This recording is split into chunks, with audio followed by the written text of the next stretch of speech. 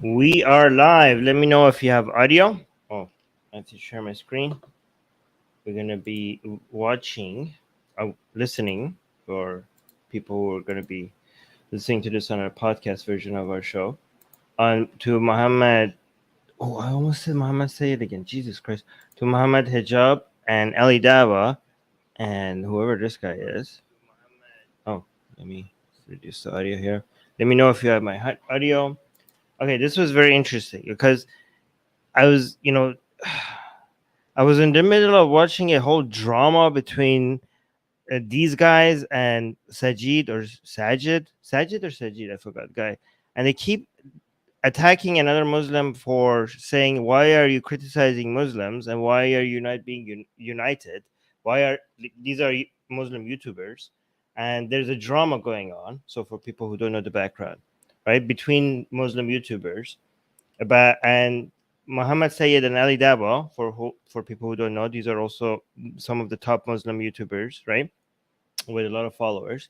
They keep accusing that other guy, Sajid, of why are you attacking other Muslims so publicly instead of being united against enemies of Islam. Okay, so that's the drama going on. While that drama is going on, this video comes out which says Muslim woman gives disturbing answers on show. Like, are you guys not self-aware? Like, are you guys not, like, while you're accusing another Muslim of publicly criticizing other Muslims, while you're in the middle of that drama, you put out a video criticizing a Muslim woman? Like, I'm not saying whether this is okay or not. I'm just like, is there any consistency in your like in your arguments and your standards, which is bizarre. Okay, so there's that. That's the background.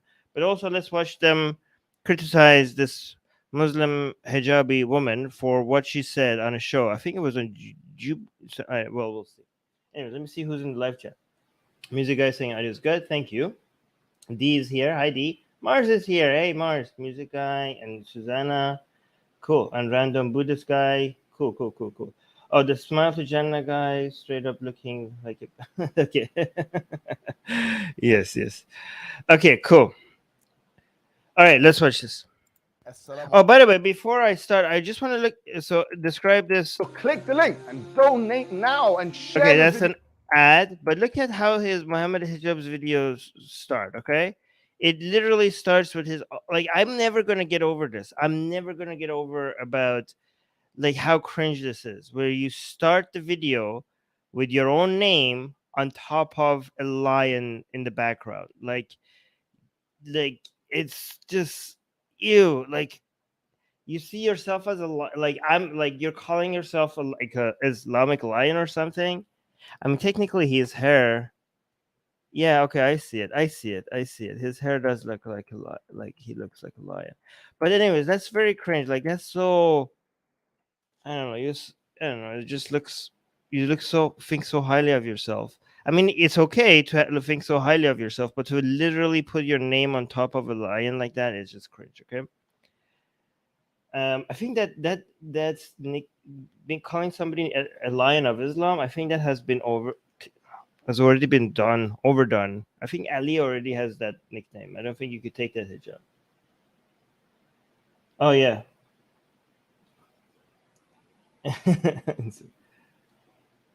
Puya is saying sounds like something I would do at 13. Oh, okay, music guy. I forgot to even ask, but music guy is confirming the video audio is good as well. Okay, good. Guys, make sure you like this video, okay? You make sure you like it. Okay, so if you want to see me reviewing more Islamic videos like this, make sure you like, so I know that you guys are in favor of this, okay? Assalamu alaikum wa rahmatullahi wa barakatuh. I'm here with Big G and A plus. Yes. Okay. Yes. A plus, Class, Big I Z. like that. And here as well, Big H, of course, with you guys. Where is he? Today we're going to be reacting to a video which I came across, which has many, many views. About 7 million actually. And I was surprised I didn't come across this video or that no one sent it to me before. I think we were all surprised actually because this video was quite interesting. It is actually, yeah. Not least because there was actually a Muslim representative. What did she represent? Exactly. This is the question, right? There was a Muslim woman there who at least looked like I her. don't think she ever claimed to be a representative. I think she was talking about her own personal views. So I don't know if that's fair to her. Like this is why Muslims. This is why the Dawah scene, the people who do like Islamic Dawah. Okay, so there's three groups of people who keep speaking about promoting Islam, right? You have the Dawah scene, you have the Dawah people, which is these people, and then you have like the scholars, and there's usually sometimes the scholars, so-called scholars, and the Dawah people, they sometimes get along, and sometimes they don't get along, right? So when they get along, it's like they act like okay, the scholars are good experts at understanding Islam, but the Dawas are experts, okay, at spreading Islam. Okay, so sometimes the Dawa people, when they get criticized by scholars, but for misrepresenting Islam, they tell the Dawa people will say to the to scholars like, listen, you're an expert in your own field. You have no experience spreading Islam, so stay in your own lane, okay? But sometimes they like fight, sometimes they get along, right? But then, so you have the Davo Muslims, and then you have the so-called scholars, and then you have your average Muslims, right? What's interesting about both the Davo people and the scholars is that they tell your average Muslim to shut the hell up about Islam. Because you don't know what you're talking about. You're neither a scholar or been in the Dawah scene, so you're not an expert. You shouldn't be talking to non-Muslims about Islam because either you're going to screw it up or they know what they're talking about more than you do, and you're going to be humiliated. And if you're humiliated, it's going to be a loss for Islam, and people are going to think that Islam is bad because you just couldn't carry an argument or something like that, right? So but it's a lot of but so they put a lot of pressure on the vast majority of Muslims who are neither so-called scholars or in the Dawah scene to never be able to talk about their religion to anybody, okay? Because at any point they want to talk about Islam, they would be the representative of Islam in that situation, okay? Especially this woman who went on a show, right? And asked about so basically you can't talk about your personal beliefs. Like if people ask you like what is your view on this, you should just keep your opinions to yourself. This is a lot of pressure because all of a sudden every time somebody asks, so like other non-Muslims when they go on a show and they give their opinions about like I don't know, modesty, abortion, whatever, okay, they're just talking about themselves. This is like I'm just giving you my opinions. But if you're somebody with a hijab on their head, especially this is also a lot of pressure on women, because a lot of Muslim men, you don't know if they're Muslim or not. But if you're a hijabi, okay, you're a Muslim. You know you're a Muslim. And if you're a hijabi, every personal opinion that is about anything that could religion has an opinion on, all of a sudden you need to be careful because now you're representing an entire community of people and their entire ideology every time you speak. So the solution, according to a lot of these people, is to just not speak. Okay, so this is a lot of pressure. Like I actually feel now that I think about it, I feel sorry for the hijabis. Um, yeah, exactly. They're going to be sales. They're going to be sales rep for Islam. Like, think about this. Like, this is one of the biggest Islamic channels on the planet. Okay, this woman went on the show. She had a hijabi. The other people on the show, they get to give their opinions, right? But that lady who had a hijab, now she's every single word that she uttered has been overly scrutinized. And she's like your average Muslim. She's not like supposed to be like somebody that is like, but I don't know, like it's not just criticized. Like she's under a lot of pressure because it's not like, oh, you're wrong. It's like you betrayed us. Like you let down and the entire ummah, right? Like that's a lot of pressure for just going on a show and giving your opinions about stuff. But anyways, let's see the criticism that they have for her. A Muslim, but did not sound like one. Look, Uh, they're like, she looks like a Muslim, but she doesn't sound like one. They're accusing her of not sounding like a Muslim. I don't know if you understand how big of a pressure this is. Like, this is beyond the like, oh, you were just like, if I go on a show, okay, this is what some atheists try to be like religious or like, oh, you embarrass us atheists. I mean, but it's not that common most of the time, and you understand that I'm just giving you my opinion. I'm not representing anybody. Okay, so if people will like, oh, you betrayed us or crap like that. Like, this is just my views. God damn it. But her, like, imagine the amount of pressure, like being a Muslim and being, especially for somebody who's like wears the hijab and stuff. That's a very significant thing. And Muhammad Hijab, to his like giant audience, is telling everybody that okay, you look like a Muslim, but you didn't sound like one. Imagine the pressure that comes with that, especially in. Oh, I'm saying boost audio if you can, Armin. Boost audio of the my audio or the video audio. I can boost it. Hold on. This is already max, but I have a secret way of boosting the audio. There we go. The audio of what? The audio of the video or my audio? The video. Okay, hold on. Who was answering these questions? Does she represent? Exactly. This is the question, right? Is that better? I could also boost the audio on StreamYard.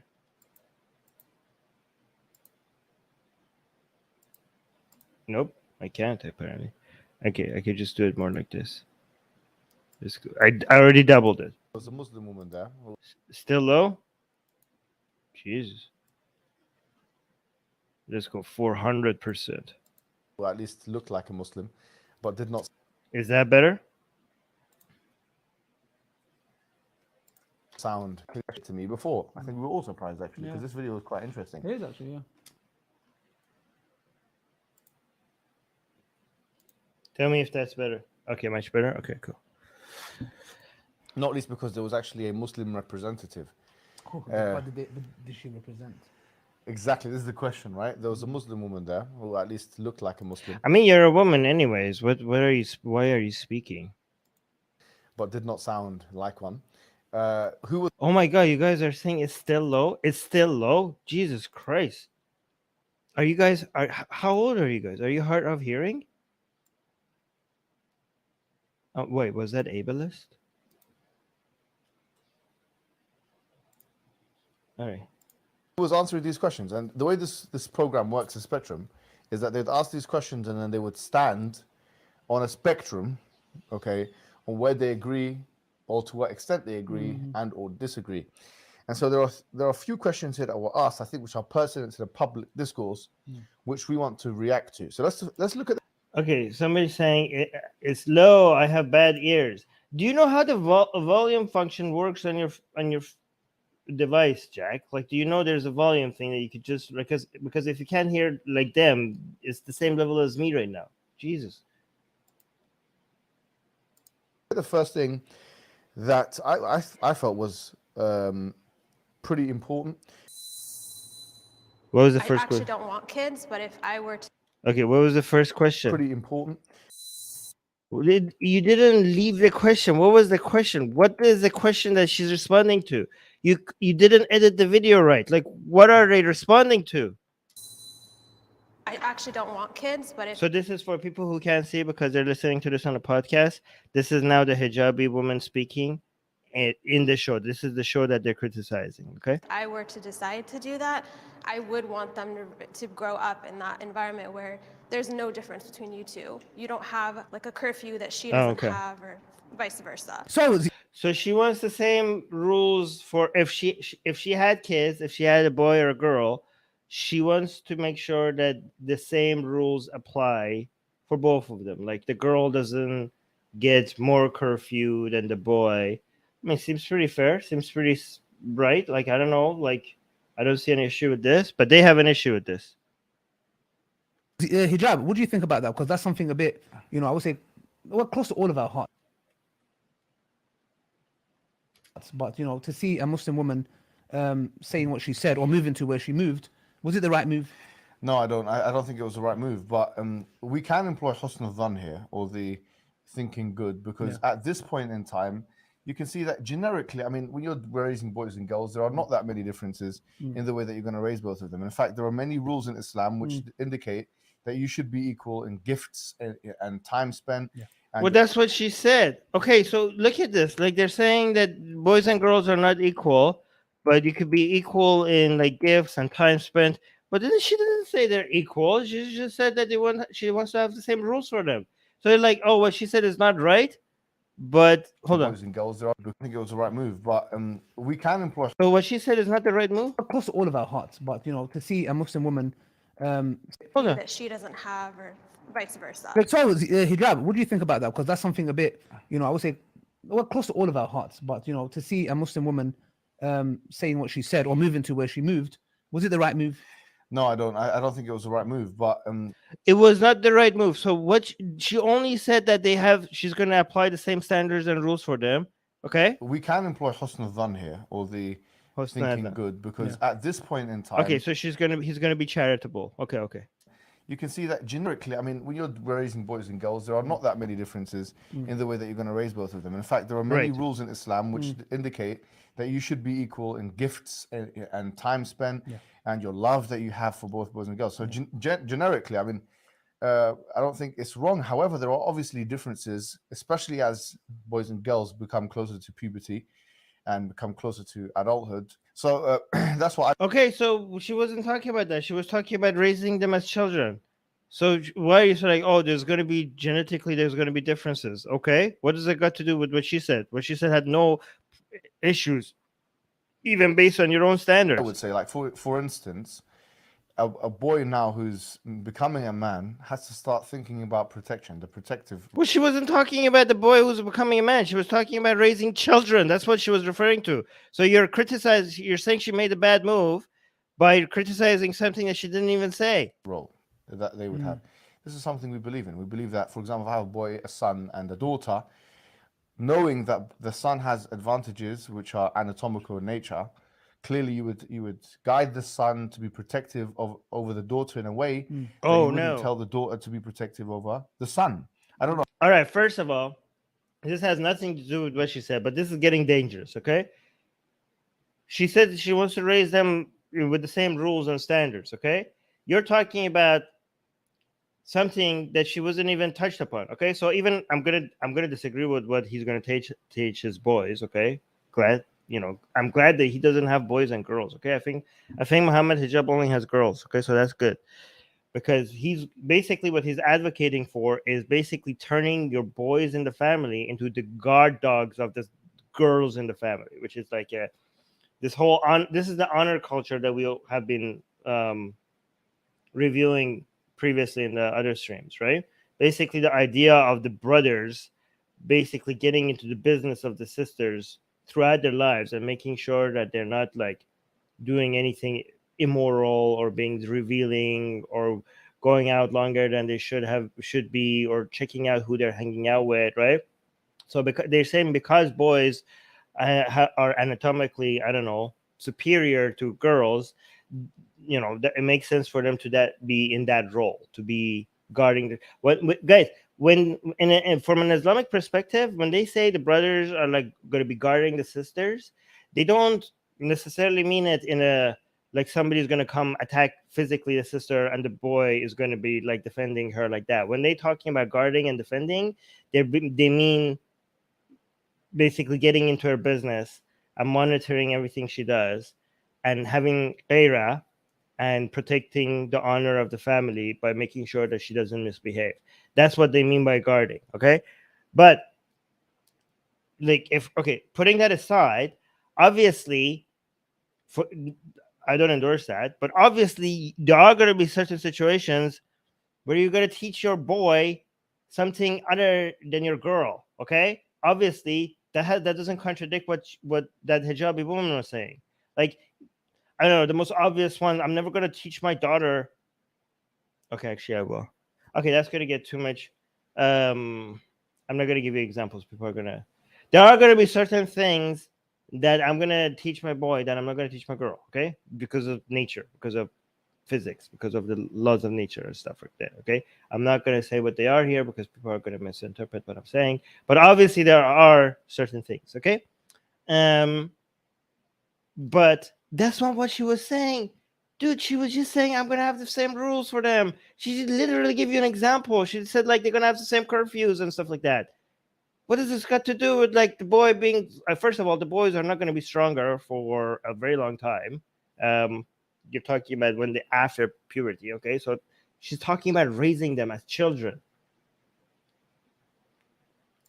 But No, how, to what exactly. extent do you agree with that? No, exactly. Even biologically, that follows. You know, I've had a Okay, biologically that follows. Why would they need different curfews? Why would they need different, like, I don't know, like that's what they're okay, like, oh, she's wrong, you're biologically different. Okay, but she's like, I'm gonna treat them the same. Like what? Like I'm gonna give you, I don't know, you get like 5 treats and you get like 2 because you're anatomically different. Like what? Like I don't understand. What does that got to do with what she said? It has nothing to do with what she said. Like you're gonna get more gifts? Like you're gonna get like what? You're gonna feed them differently. You're gonna have different rules as children, and on top, most of the differences that you're even talking to will happen when they're like go through puberty. I don't understand why she didn't say anything wrong. discussion with feminists in the park as well. You know, Like okay, they're gonna accuse her of being like yeah, okay. Yeah. it's sad, you know, for them to deny their own biology. You know, and we're not talking about She's not denying a biology. She's like, I'm gonna treat my boys and girls the same. I'm gonna have the same rules for them. exceptions. They'll come and say, "Oh, but what if there's a woman that's a kickboxer?" We're not talking about that. You know, These are people who have become so uberly sensitive about anything feministly related that any mention of equality they're gonna like get triggered, right? Like if like these are the same people like if you're in a math class and the instructor says and X is equal to like equal to equality. What about biology? Are you denying science? You said equal to. You said equal biology, science. You're denying nature. Equal. it's the duty of the male, and like Allah says, men are the maintainers and protectors of women. Period. If the one who created me said that, there's nothing else that needs to be elaborated. That's what I would say without delving in too much. What about you? Yeah, I was gonna say that. Okay, why are you like these people are expert streamers, okay? They are like they have been doing this for a very very long time, okay? Do you not know what happens when you hold the microphone at there? I don't like you're holding, oh my god. Like this. If Delving in. Like too you much. pass the What about you? microphone. Okay, Ali gets it. Ali gets holds the microphone right at the bottom. Okay, but he's holding the microphone like when he receiving it, he's holding it at the top. I mean, actually, maybe. yeah, I was Look at gonna it. say that Oh my God. if I was to push back and play devil's advocate, I would say, okay, but here we're talking about kids. Should you not be bringing Yeah, Susanna is agreeing with me because I thought I was like imagining things, but okay, good thing. Okay, you guys tell me if I'm being overly picky, but Susanna is like, this is such a tangent from what she actually said. Exactly, that's what I was thinking. Okay, but I really want you guys to understand what Mohammad Hijab said. Okay, that was a very important thing because it's very subtle, but you have to notice it. Okay, they think like boys' roles, whether you're the brother or the uncle or the father or the grandfather, is to be like, don't see that as something positive. Every time you see like guardians is like, that's not like something beautiful. You would think like, I'm going to protect my sister against like all evil. Like, no, you're basically policing. When they say guard, okay, it's not like defend. Okay, I mean, what they consider to be defend is basically policing your sister. bringing them all up as protectors? Should they Protectors. not all be exposed to that? No, what do you that define as form of protecting though? protectors? No, but would you? Oh. Firstly, if I have a daughter and I have a son, I will both tell them both how to protect themselves, Yeah. and I'm sure even your kids, you send them to BJJ. You said both, Ali Dawah. Are you a feminist? You tell them both to protect themselves. You say the same thing to both of them. Isn't that what she said? Okay, so you said the same. You're gonna tell them both to defend themselves. Ali Dawah, feminism confirmed, equality. Oh my God. You know, so even though you're against this, but in your life you practice that you take your daughter and your son to BJJ. However, let's be real here that when they grow up, yeah, that we need to be real with them and tell them, and I'm sure they would realize that with their own biology, they'll understand that a man tend to be more stronger and their brother is there to protect you. Okay, first of all, the people who are like anti-feminist or anti like these things, they keep saying like, oh, but the reality is that men are stronger. All right, who are you arguing against? Like, what percentage of people out there come out and be like, oh yeah, no, the average physical strength of men and women are the same? What are you talking about? Okay, like you're responding to like nothing, or you're just responding to a fringe minority loons. Why should we understand that a man is tend to be more stronger and the brother is there to protect you? Why? Hey guys, don't get fooled by this whole language of protect you. This is not as beautiful as you think it is. Okay, this is like it's straight up honor culture. Should we be afraid of that? That's why I would say that counts. And you know, on this point, you know, I take my child to. We do everything with, like, in terms of self-defense. I've got two daughters, as you know, but the thing is, I do that now when she's very young and prepubescent, and the same thing with my son. But the moment people, You said the same thing. You said the same thing. Oh my God! You don't sound like a Muslim, Mohammad Hijab. You don't sound like you're gonna tell your son the same thing that you say your daughter. Oh my God! These people, they think like, oh, they're representing Islam, but they're not. You look like a Muslim, Mohammad Hijab, but you don't sound like one. Are you really a Muslim? You tell your son the same thing. I mean, this is what she said. What did she say that is like against everything you guys are saying? Oh my God.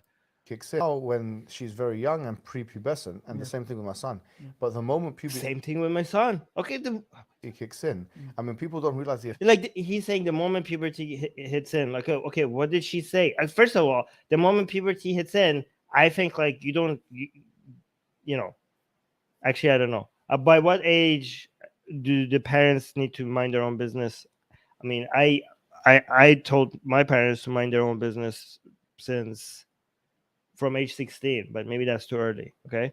Yeah, I became fully like I had my own independence and agency and everything, and no rules were handed down upon me after 16. So maybe because I'm a rebel, I think like, oh, after like maybe this is me. This is I don't know how right this is, okay?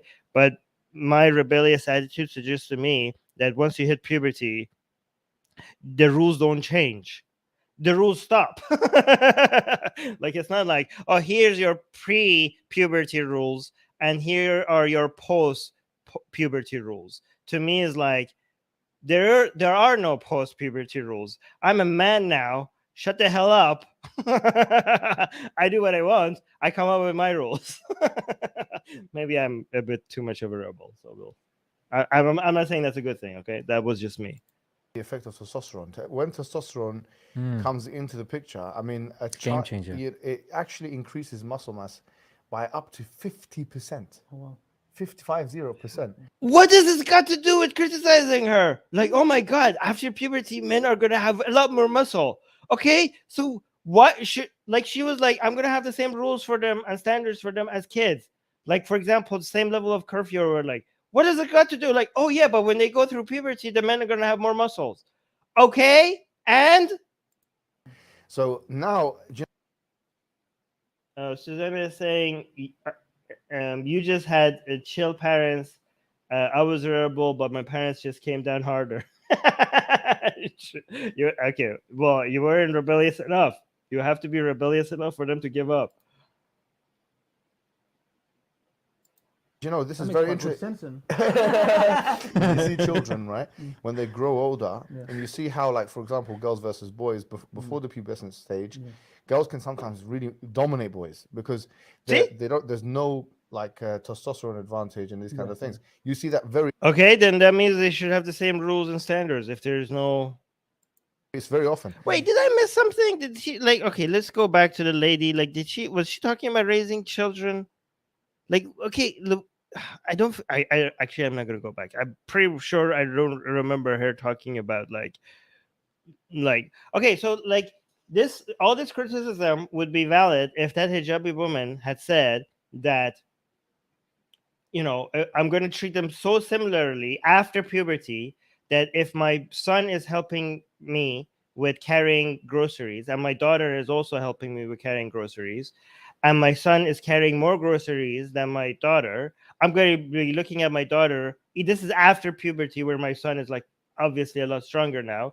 I'm going to be like, I'm going to be like, I don't know, criticizing my daughter for not being able to carry at the same level as groceries as my son. I'm going to be like, why are you not performing athletically? Why are you not as strong as your, like, oh, the same standards. Okay. Physically, I'm going to physically require from them the same performance for both of them. Okay. Like what? Like that's not what she said. Okay, she just said I'm going to treat them the same. I'm just going to love them the same, and they're going to be the same rules. Okay, she didn't say anything about anything that would suggest that she thinks that, oh yeah, I'm going to have the same level of physical strength expectations after puberty from my son that I have from my daughter. Like this is such a stretch. Again, these people are just sensitive over anything, over the concept of equality, over everything. Okay, yes, we know boys and girls are different. Okay, we know they're biologically not the same. Okay, well, I'm not gonna again, I was gonna give you another example. Okay, I'm not gonna sit with my son and tell him that, hey, this is what you do when you eventually get pregnant. Okay, and we're like, pregnant, Dad, I can't get pregnant. Like, shut up, I believe in equality. Okay, this is how you're going to treat your pregnancy. I told my daughter, this is how pregnancy, this is what happens when you become pregnant. So I'm going to tell you also right now, this is what happens, this is what you're going to do when you get pregnant. Okay, because I believe equality. Like we liberals, we're so obsessed with equality that we can't see anything that we can't see the differences in nature. Okay, it's just we're just blind to it. Okay, we're gonna deny that. Like, what are you talking about? Okay, just because there are differences, that doesn't mean that we're not gonna be able to treat some things the same. Like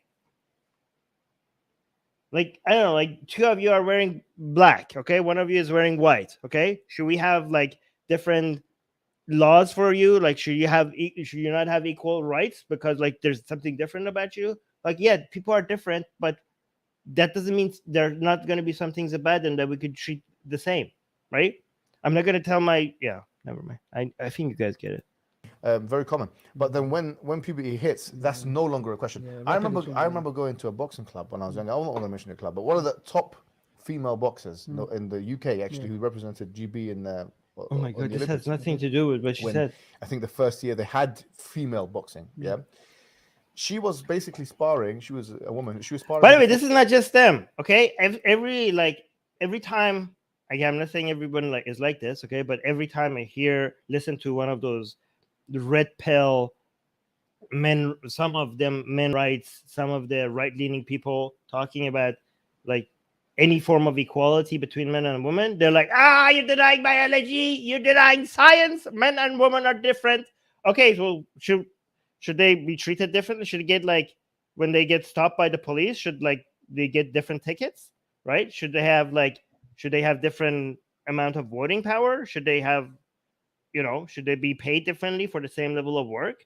Like, you act like any suggestions of inequality between men and women is denying their differences. 14-year-old boys.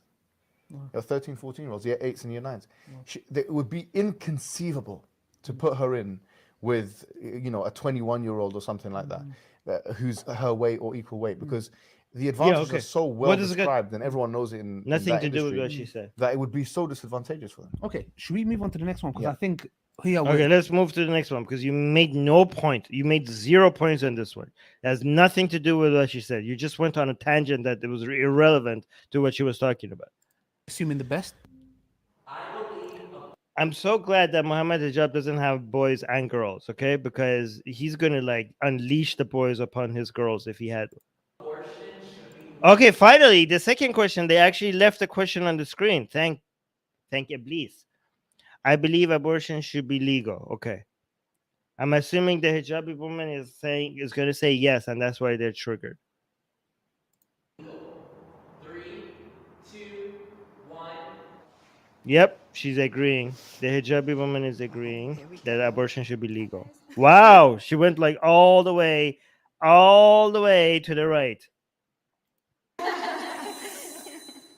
Second that, I agree with that statement, but I feel like the heavy restrictions that are placed on it by our government, just dictating what we can do with our bodies, is really infuriating. And then seeing people who have... So for people who can't see what's happening, the hijabi woman is strongly agreeing that abortion should be legal, and she's saying the government shouldn't be restricting what women do with their bodies.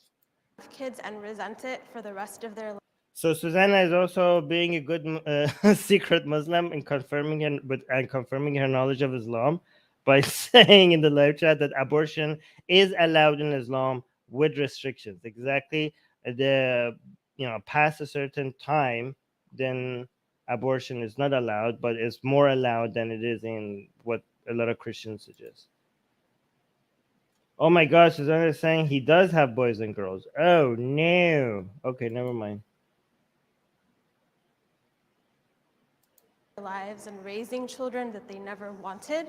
It's frustrating. And so do you think that those parents So the Muslim is saying that, like, yeah, the government is forcing people to raise children that they never wanted, and that's like humiliating and restricting and frustrating. Really infuriating. And then seeing Infuriating. people who have kids and resent it for the rest of their lives and raising children that they never wanted, it's frustrating. And so do you think that those parents that are struggling with raising their children, that they didn't have the option for adoption or other ways? It depends. Like for a lot of cultures, adoption is not okay.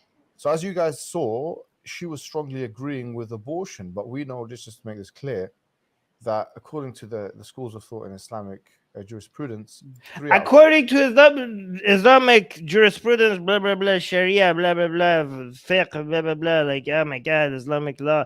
What can she not have an independent? Obviously not. She cannot have independent thoughts. Okay, you have a hijab on your head, so everything you say and believe and do has to confirm with what the is like. At least one of the 4 Islamic schools of thought suggests in Sunni Islam, right? Like if you diverge from that, like you have a hijab on your head, okay? You cannot have independent thought, obviously not.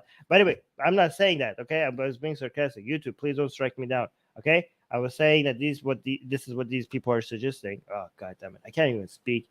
This is tyranny.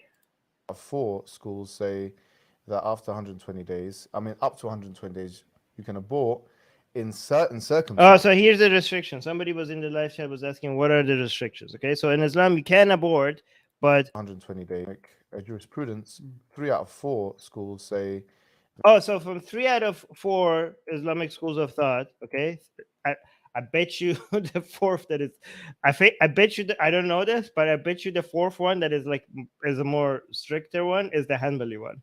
Why is the Hanbali one saying that you can't do it at all? I don't know. Okay. So he's saying 3 out of 4 Islamic schools of thought suggest that you could have abortion. That after 120 days, up to 120 days, you can abort. So up to 120 days after pregnancy, you could abort. In certain circumstances, not all circumstances. And one school of thought says 40 days. One school of thought says 40 days. What are the chances? Tell me, I don't know. Okay, but I'm betting, I will bet money, okay? I might lose the money. That the one that says 40 days, that you could have abortions within 40 days, that's the Hanbali one, okay? And the other 3 are saying that we could do it up to 120 days.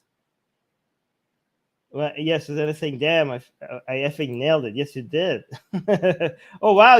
Wow, Susanna said, give us 120 days before Muhammad. Okay, Susanna's knowledge of Islam has surpassed mine, okay? Because I didn't know it was 120 days. But before Muhammad Hijab said this, he said that Susanna said in the live chat, you can't abort past the point of, what is that word? I don't even know what that word is. Ensoulment. Wow. Okay. Past the point of ensoulment, which varies depending on the school of thought, typically 120 days. There are exceptions for medical reasons. What the hell, Susanna? How do you know these things? Jesus Christ. Okay, Susanna is like an Islamic scholar right now, okay?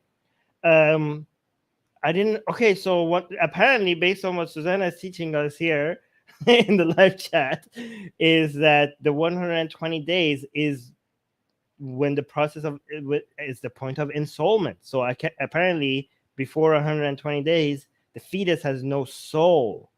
Amazing. Okay, cool. Okay, we're learning. Thank you so much, Susanna, for teaching us about Islam.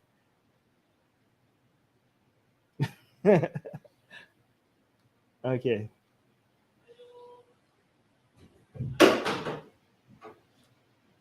It's inconceivable to think that after 120 days that a Muslim can believe in something referred to as late-stage terminal abortion, which is, as you... I don't know how my abortion terminology, okay? But I don't think late stage is after 120 days. I don't know. I think late stages refers to like something a lot later, but I'm not sure. you know, in America, in different parts of the Western world and different parts of the world, can go up to 6 months, which if you ever seen a child, a child can survive in 6 months. The way they take, and we couldn't even put this like as a picture of, Okay, maybe it is. a video, how they actually extract and cut up a baby that's 5 months old, literally a viable child, a viable, when I say viable, I'm talking about living. It has a pulse, it has a heart, it has organs, it has a brain. It's not self-aware. Nobody should give a crap. Okay, I don't care how gross it looks to you. Okay, it's not self-aware, so screw it. Okay, you could like do whatever you want. Like it's gross. Okay, well, so like the process of a heart surgery is also gross to a lot of people. Okay, I mean, I think it's pretty cool though. But a lot of people find looking at heart surgery very gross. Should be like, oh, it's gross, it's disgusting. Okay, so who gives a crap that it's disgusting? It's necessary. Okay, a heart surgery is necessary no matter how gross it is for you to look at it. So you're like, oh yeah, late stage abortion is gross. Okay, so I don't care. Who gives a crap how gross it looks? Nobody should give a crap about fetuses. They're not self-aware. I mean, they only should give a crap about them if the mother cares about them, or yeah. But other than that, and even then, you care about it because somebody else cares about it, not directly. Okay, because it ties into, from a utilitarian perspective, the only reason why you care about a fetus is because it has an effect on someone else's utility.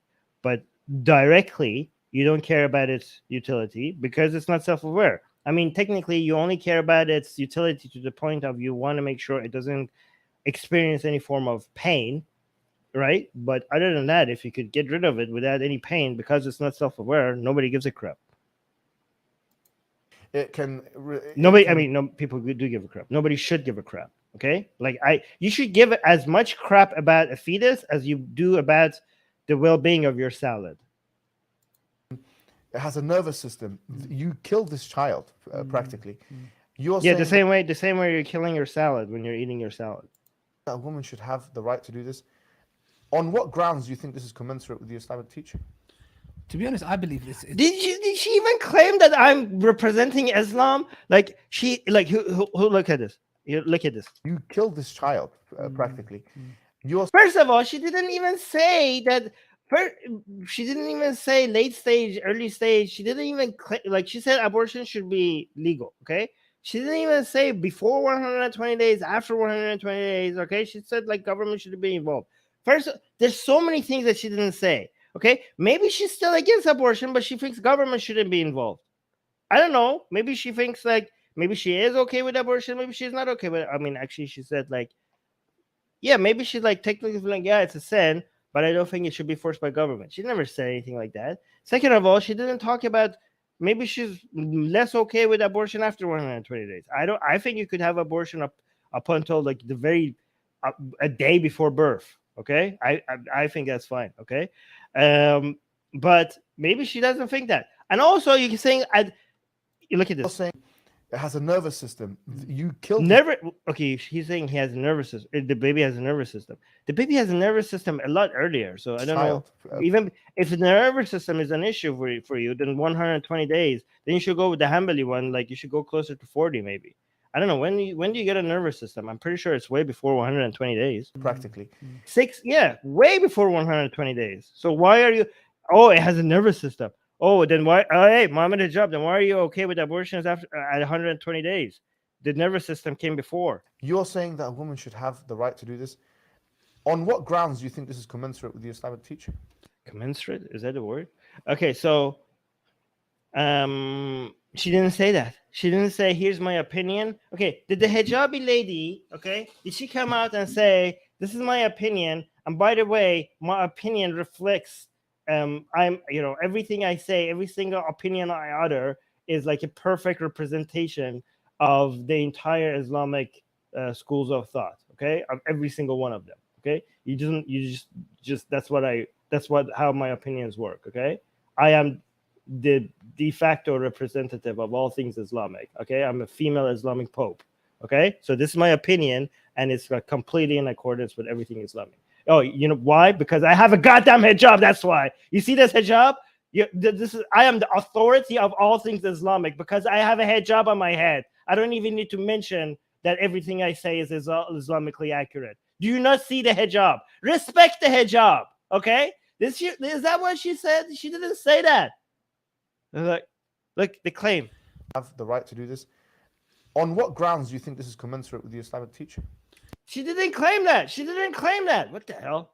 We're defending hijabis today. To be honest, I believe. Yes, Susanna is saying this lady apparently is saying I am. Oh, this lady apparently is saying I'm establishing a new madhab. Get with the program, fellow Muslims. Yeah. It's just based on nothing, no rationale, no logic. It's just basically an insecure. I see Rational and logic. You don't have to. Hey, where is Sajib when you need them? You don't apply. You shouldn't be applying rationality and logic. You should just accept the wahy. You should accept revelation. Okay, this is like what this get this Mu'tazilite bullshit out of here. Well, you sound like Ibn Sina right now. Okay. This is exactly what Ibn Taymiyyah and others warned us about, okay? So you don't need to refer to your own understanding, okay? Just look at what the Islamic teachings are telling you, Ali. Do I need to teach you Islam? an insecure Muslim woman Where's Sajid? Where's Sajid when you need him? Sajid. Is it Sajid or Sajid? I don't care. who's dominated, with ideologically in the West. And she's just basically like she's just saying, I'm here, do whatever you like with me. And she ideology in the West. She didn't even say something like you guys also confirm right here that you're okay with abortion to a certain point. Like, oh, she's been influenced by ideology in the West. Like, I mean, how far? Oh my God. Wherever you go, I'm going to follow you. That's what I see, because there is no way if I sat that sister down and I said, do you genuinely believe this? She would say to me, I hope she would say to me no. Like, I don't even know if I could say that. She would say no, and I hope she would say no. But wait, you think he thinks that like because she's a Muslim, she doesn't genuinely believe the things that she's saying? What? Hold on, what? Hold on. With ideologically in the West, and she's just basically like she's just saying, I'm here, do whatever you like with me, and oh my God! So Ali Dawah is suggesting that because she's in the West, she has genuinely Islamic beliefs, but she's just being rolled over and just submitting to these Western ideology, and she's just like, oh yeah, just do whatever you like with me because I'm here in the West. Okay, so she thinks Ali is claiming that she genuinely doesn't believe in these things. Like he's assuming that wherever you go, I'm going to follow you. That's what I see, because there is no way if I sat that sister down and I said, do you genuinely believe this? She would say to me, I hope she would say to me no. Like, I don't even know if I could say that. She would say no, and I hope she would say no. So you went from 100% thinking that she thinks something different to saying I hope. So you changed it midway. Like she's just saying, I'm here, do whatever you like with me, and wherever you go, I'm going to follow you. That's what I see, because there is no way if I sat that sister down. First she said there's no way, but then all of a sudden he realized how stupid that's. All of a sudden he realized that he's just saying he's being so certain about knowing what's going on in someone else's head, and it sounds very stupid. So he switched it halfway through the sentence, like, okay, I hope. And I said, do you genuinely believe this? She would say to me, I hope she would say to me no. Like, I don't even know if I could say that. She would say no, and I hope she would say no. But the thing is here, can you imagine this sister if she's going to watch this?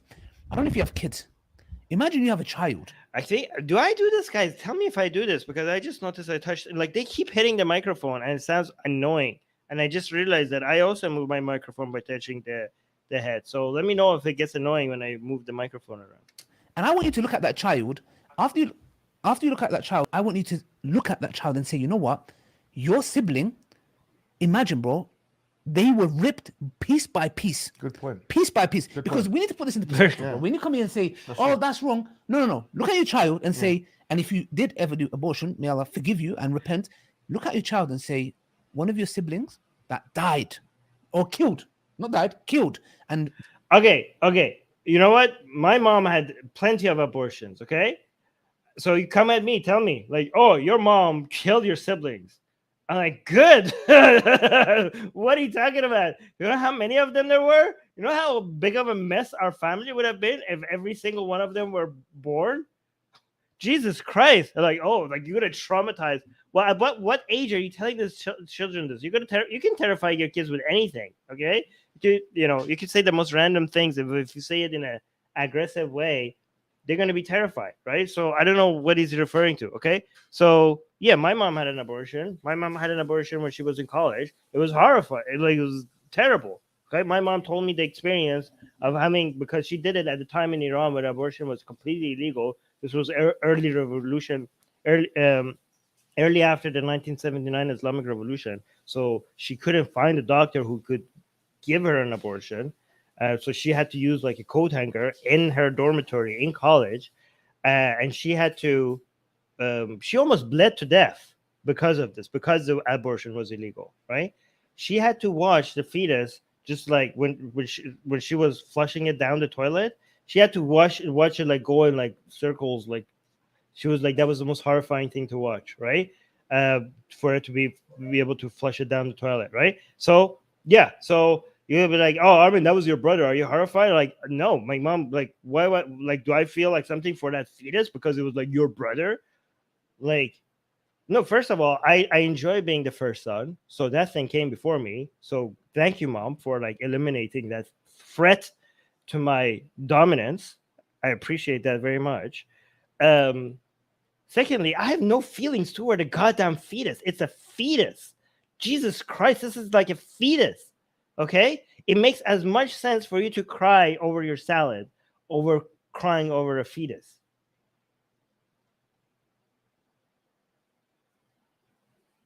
Yeah. And also, yeah. By the way, this is what happens when you ban abortions. This whole banning things almost killed my mom. Okay, so that's what I sympathize with. I don't sympathize with a fetus. I sympathize with my mom that almost bled to, like, her entire mattress was filled with blood. She was like, she passed out because she was constantly bleeding, and she didn't know if she would get in trouble if she tells anybody. The maid came in. First of all, the maid who like were supposed to kills the rooms there, cleans the room. Freudian slip. Cleans the rooms there. Came there to fix it up, and she like well, she was cleaning every room, but she was yelling at my mom because she saw the mess and she realized how much cleaning she has to do. But then she saw that my mom is half dead, so she will like switch from being aggressive to all of a sudden trying to fix her up. And my mom said that woman saved her life. So I don't know what happened, the details of that. But anyways, this whole banning of abortion, bullcrap, almost killed my mom. So bit by lip, limb by limb, why are you? Oh yeah. And we to be ripped him clear, into pieces. You're not And talking phone, about. phone where? You're not talking about early abortion. Nah, After 40 days. We are talking about 5 months. Yes, 6 but months. she's saying totally agree, brother. It doesn't really matter how far it is, okay? Guys, why are you more sympathetic towards a fetus that is more developed than a fetus that is less developed? Is it just because it looks cuter? This is exactly why sharks get no love relative to dolphins, okay? This is why baby seals get a lot more love than other animals when people like torture them and kill them, okay? Because it's the cuteness factor, even though technically it's the same thing, okay? The fetus that doesn't looks like a goddamn alien, okay? There's nothing that fetus has over a fetus that is more developed that looks more like a cute baby, okay? The other one just looks cuter. But what's the goddamn difference when it comes to they're both not self-aware. So you're just gonna so if I make your salad into like a cute bunny, all of a sudden it becomes like more important. You know what I mean? Like I don't understand. Like it's just based on grossness, like the ick factor, and also based on cuteness, and both based on how much they resemble a born human being. That's what born baby. Okay, these are not the metrics. This is not the metrics that you need to use based on figuring out what's ethical or not. Okay, the only metric you need to use is harm reduction. Oh, and if you think like, oh, well, I'm harmed by looking at images of little fetuses being torn apart, well, then you don't have to look. And the question is very clear. She didn't. So Yep, yes, yep. so limb by limb, you've literally killed your own child. You've killed your own child. So you should bring up a child and say, A'udhu "This is what I did to your sibling." Why? Okay, why does this not apply to the? I could say everything you're saying to the abortion that you are okay with. Okay, everything Ali Dawah is saying right now. Okay, about you killed your own child, we killed your brother, we killed your sister. They're okay with abortions before 120 days. Okay, you do abortion on a fetus that is 119 days old. I'm gonna come after you, Ali Dawah. I'm gonna be like, you killed it. You killed the fetus. I'm gonna tell your children that you killed their brother or sister. Okay, everything you're saying applies to the abortion that you are okay with. Why is it that all of a sudden? So why are you not saying that you believe in such a magical woo-woo stuff that all of a sudden soul enters the body? Don't pretend like this is about like, we're anti-murder, we're anti like, the baby, you're like, it's a well-developed baby, so we're against it, blah blah blah. Tell me, why does this not apply to a fetus that is 119 days old? Okay, it's all about your woo-woo magic stuff that the soul enters the fetus after 120 days. It has nothing to do with these virtue signaling that you're doing. Would you do that? وإذا الموءودة سئلت بأي ذنب bro, قتلت. come on, When man, when come the on, man. the Quran states that when the child, the female, interestingly, female infanticide that yes. the Quran is against. When the female child is says, for what sin did you kill me for? Yes. That's about, oh my God, they're even misrepresenting the Islam right now in the Quran. Okay, that's about you're referring to a practice that was done on born kids, unborn babies. That has nothing to do with abortion.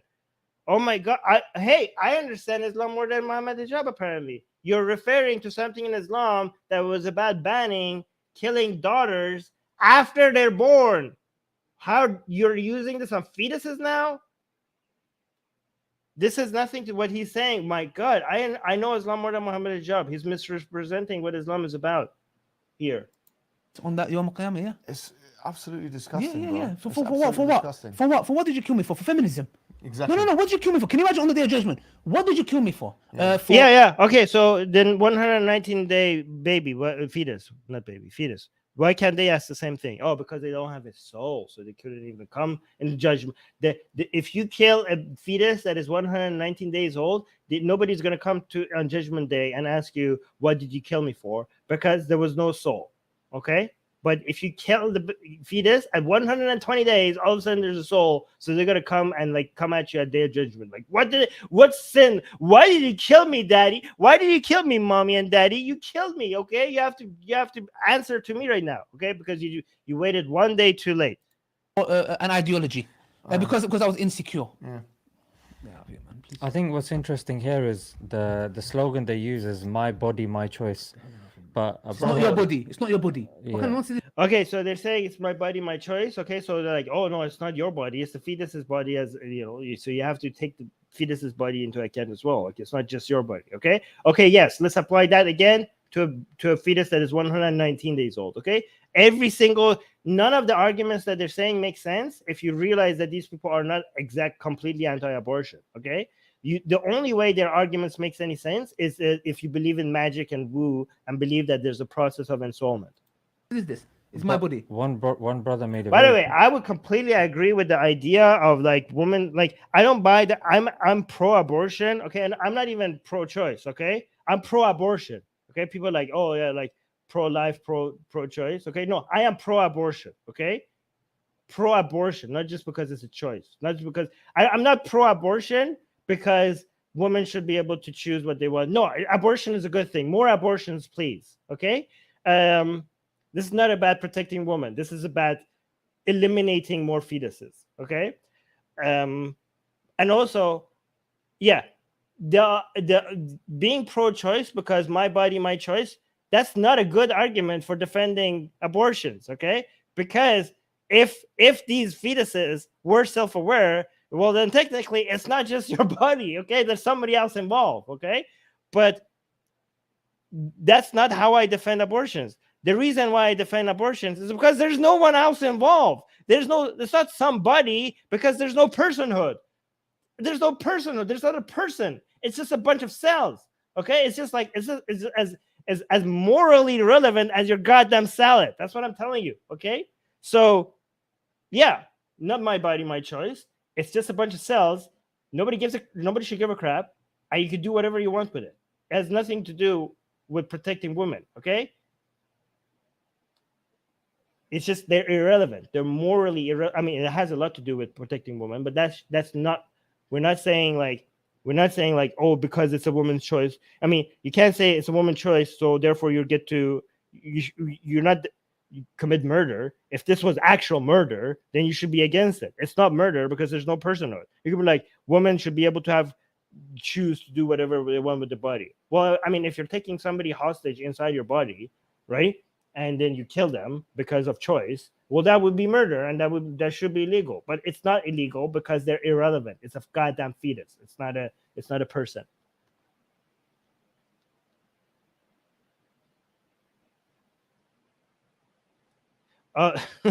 Yeah, I mean, the only problem I have with abortions is that it could like potentially harm. Like, I'm not saying like just have 20 get pregnant like left and right and just keep doing abortions, because I don't know how accurate this is, but it's potentially too many abortions could be harmful to the body, right? So I don't know if that's accurate or not. Okay, don't come at me if this is wrong. But if there was no harm to the body, then yeah, I would be okay with just like, I just want to get pregnant and have an abortion. I'm on purpose getting pregnant and having an abortion just to piss off religious people. Okay, if that was your goal, I would be like, yeah, fantastic, go at it, right? But apparently it's somewhat like, it's not that good. Very good choice. Not choice. He made a very good point, and he said that puts the whole kind of impetus on the person themselves, but they're not the only one that's responsible or affected by that decision. Exactly, that's right. What about the choice of the father? What about the choice of the grandfather? No, What about the choice? The choice of the father. There's nothing about the father that is being taken hostage. The choice of the father. What do you think the choice of the father means here? Okay, the father does, guys. It's a bunch of, okay, good. You don't own neither the fetus or the baby that is born after. Okay, your contribution was just a bunch of cum. Okay, what do you think? Like, do you think like you just like, because you have your, do you think like your DNA sequences are like an NFT minting process that now all of a sudden you have your mark on that thing, and now that you have some say over what happens to it? What is that like? What do you think your cum contributes to the process of pregnancy that all of a sudden you have a say in this entity? Okay, like why would your wishes be granted? Like it's you didn't do anything. Okay, you just came. Okay, you just came. I literally do that every day, sometimes multiple times. Okay, so okay, oh, what about my choice? What?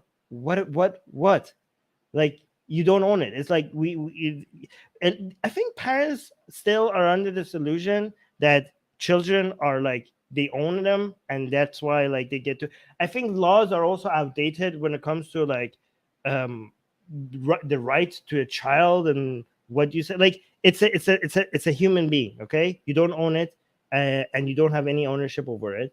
And given that the fetus is inside someone's body and is taking their body hostage, it's like literally feeding upon them. I don't think okay, this is not like a woman rights. Like, I'm not being like a cringe, like, oh, women, yes, protect. Like, this is literally what's happening. Okay, you're like sitting outside, nothing is happening to your body. Okay, I'm not saying men shouldn't have, like, okay, by the way, a lot of feminists are absolute cringe saying like, oh, I'm a man, I don't get pregnant, so I should have no opinion about this. This is like, because I can't get pregnant, I can't have an opinion. Bullshit. I have so much opinions about this. Okay, if you're a woman and you're able to get pregnant and you're saying like, oh, abortion is bad, okay, my male opinion is superior to your female opinion, even though I literally, like, I can't get pregnant. Okay, you can, but your ability to get pregnant doesn't make your opinion about pregnancy superior to mine.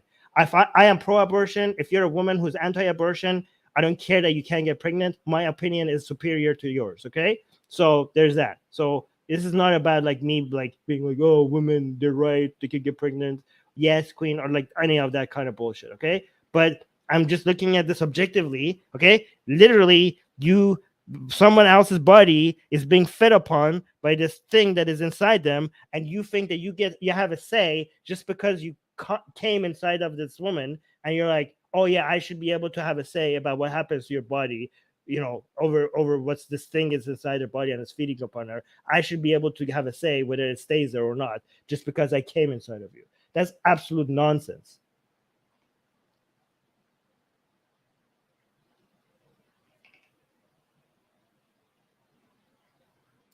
Family, these sorts of things, it's like you mentioned about human rights. It's all about what you owed and not what you owe, and that's one of the issues that we have with this. That's point number one. Point number two, even Ronaldo himself, he was one of the children, and he mentions this in his documentary, that he was supposed to be aborted.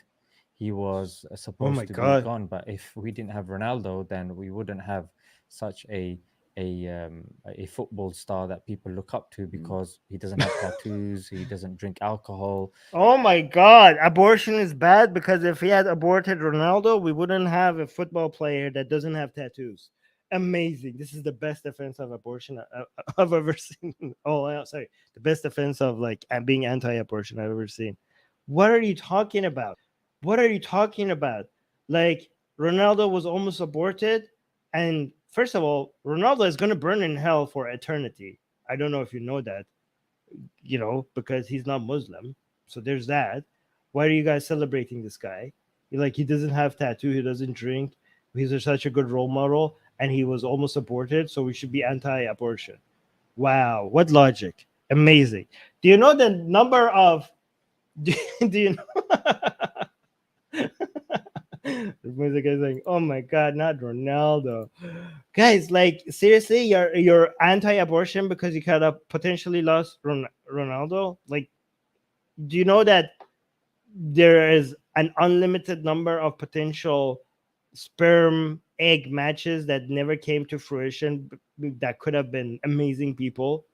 So you should be, based on this standard, you should be protecting every goddamn potential sperm egg matching that there could ever be. Okay, I mean, technically, I have skin cells that if we just clone right now, they could potentially revolutionize this. Right, you see right here, this one specific skin cell. Okay, there's a chance that if we just take this out right now and we clone it, okay, this person is going to cure cancer, so eradicate hunger, okay, and also get rid of global warming, climate change crisis solved, okay, everything, okay, and also what else? No, that's it. Okay, that's it. There's too much. I don't want to promise too much, okay? But that potentially could do all those things at the same time, okay? And by not cloning this specific cell right now, you were potentially losing that individual, okay? So Operation Clone every single cell in my body, okay? So there's that. And if you're against that, like, what if? Like, if you should just kill me and clone every cell in my body, and then people who objected killing me and cloning every cell in my body, then when you see all the good people that came out of that project, they're going to look so stupid. They're going to look like, oh my God, look at these people that were against like cloning Armin's cells, right? Like, so look how stupid they look right now. We wouldn't have this guy, we wouldn't have that guy, we wouldn't have this guy who's called Armin 0.537, okay? We wouldn't. And look, Armin 0.537 is solved so many problems in our life, and he's also a very good role model to my son. So yeah, good job.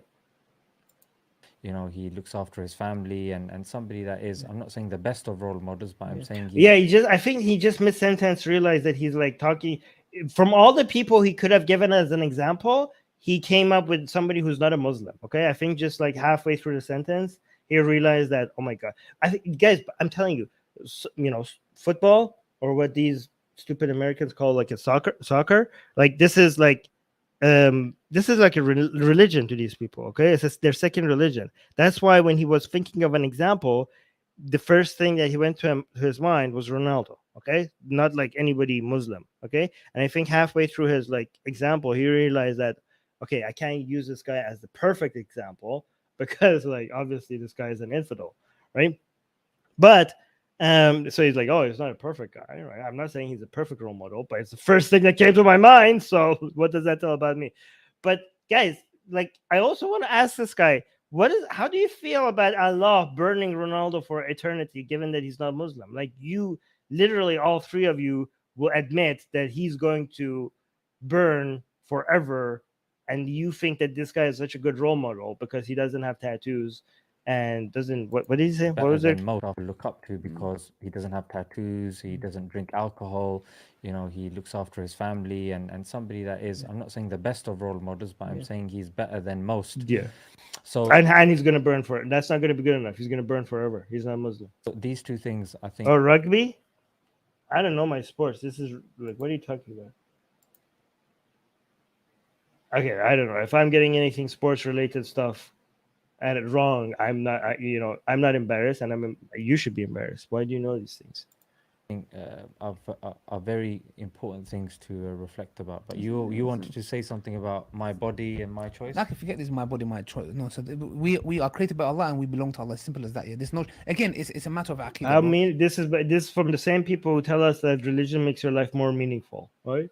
We came for Allah and we belong to Allah. Okay, and every single opinion you should have has already been pre-written, and you should just listen and accept that these should be your opinion, and your entire purpose in life is to worship Allah. Okay, wow, so such meaning, wow, so meaningful, such sense of purpose. This is how religion enriches our lives. And having tawakkul on Allah, because when you're aborting this child, again, it's a lack of tawakkul, Aki, because if your thinking is, I can't look after them, okay, Allah says in the Quran, He is the one that provides. Wallahi, all these. Oh my God, this thing kills. Ali Dawah keeps telling this, and we just did another stream where he keeps just recently. He just said that, right? Allah just provides. Allah provides. Like, oh my God, I'm poor. I can't have another kid. Like, don't worry about it. Have the kid. Allah will provide. And is he going to mention the ants and the birds example? Allah provides food for ants and birds. Therefore, you shouldn't be worried about poverty because Allah will provide. Like, do I need to give you examples of people who are like living in absolute poverty, and like what about like they're not being provided? Like, what is this constant? How could you be so certain about the idea that Allah will provide when you have such so many examples of, like, do I even need to mention, like, give you examples of people who are living in such levels of poverty? What an absolute, like, do these people think for 5 seconds before claiming things? Issues linked to Tawheed, and it's tawakkul, mainly tawakkul, not trusting. Like, so people are saying, like, people don't want to have kids because they can't provide for them. He's like, don't worry about it. Allah will provide. This is how Islam and other religions are responsible. Like, one of the many reasons why Islam is responsible for poverty, right? Because you just like prioritize your religion over making sense, So, by the way, the cost of religion usually comes in forms that are not as sexy as like what you see in the news, or exciting. Well, I shouldn't call it sexy. Sexy for the martyr, maybe, because of the 72 virgin. Never mind. Not as exciting as what you see in the news. The cost of religions are basically these boring stuff like this, right? Like, I don't know, like, oh, interest rates are bad, and now look, because Islam said so, and look at what Turkey is right now because of that, right? Like, these are, that's been covered in the news, but less people are interested in that because it's not like, Allah Akbar, boom, kind of news event, right? Like, those are what people think about when they think about like the cost of Islam. But this is these kind of opinions and these ways of thinking. This is actually the greater harm from religion because it's affecting a lot more people. Trust in Allah, knowing that He's the creator that created the heavens and the earth, that He can provide for you. It's not deep, wallahi. It's an insult, man. Can you imagine the one who created the heavens? Do you believe in Him? Yeah, I do. But do you believe He can provide for you? What an insult! What's an insult? What an insult to any individual's like independent way of like, all the planning and all the processes that normal people have that go through to try to figure out how to make decisions for their future. Okay, just like, just put that all aside. Okay, and just replace all of the planning that other people have to go through with just Allah will provide. Like, you basically have no opinion, have no worries, have just no concern for the future. Just go with having a baby, go with just submitting to what Islam is prescribing without any consideration of whether or not this is good for me, my future, or my family's future, because of the simple phrase that Allah will provide. I mean, is that not a greater insult? There's also another thing that needs to be understood here. They might say, you know what, she's just a woman. Oh yeah, maybe- so Qasim is saying there's a saying in Iran. So Iranians say, the one who gives thief will give the food.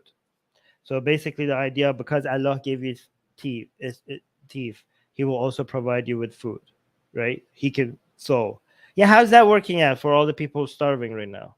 I don't understand. Like, how could you have these beliefs and notice the real world and also have that belief? Like, are you blind? Are you insane?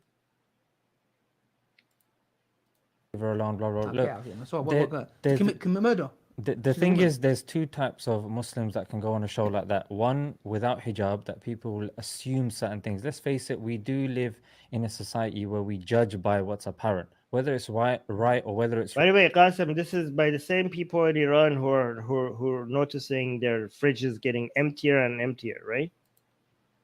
wrong. If somebody sees a hijabi woman on there and they're not that exposed to Islam, they will assume that that is the orthodox opinion of Islam. So you're saying that there is a cutoff age. She and you're saying didn't- 3 months.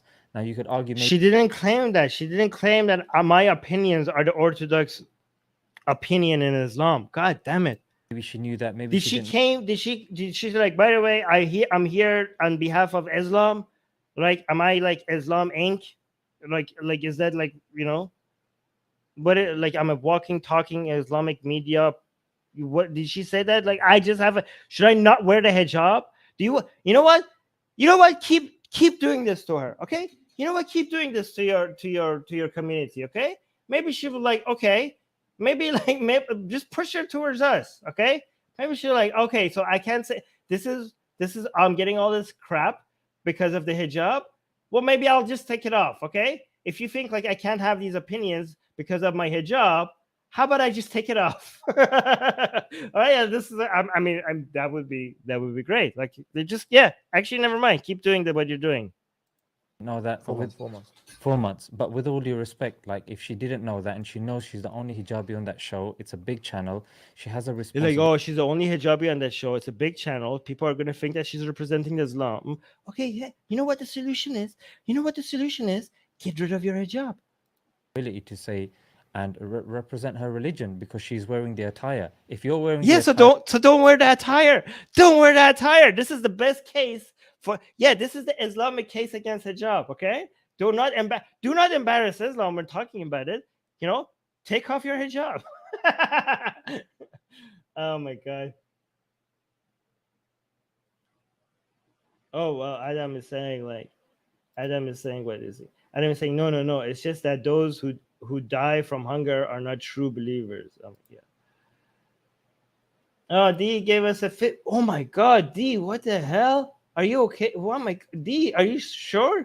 D just gave us a $50 super chat. D, if that was a typo, let me know. We could refund you. But thank you so much, D. D just gave us a $50 super chat saying Secular Jihadist streams are my favorite. Keep them coming. Okay, I will.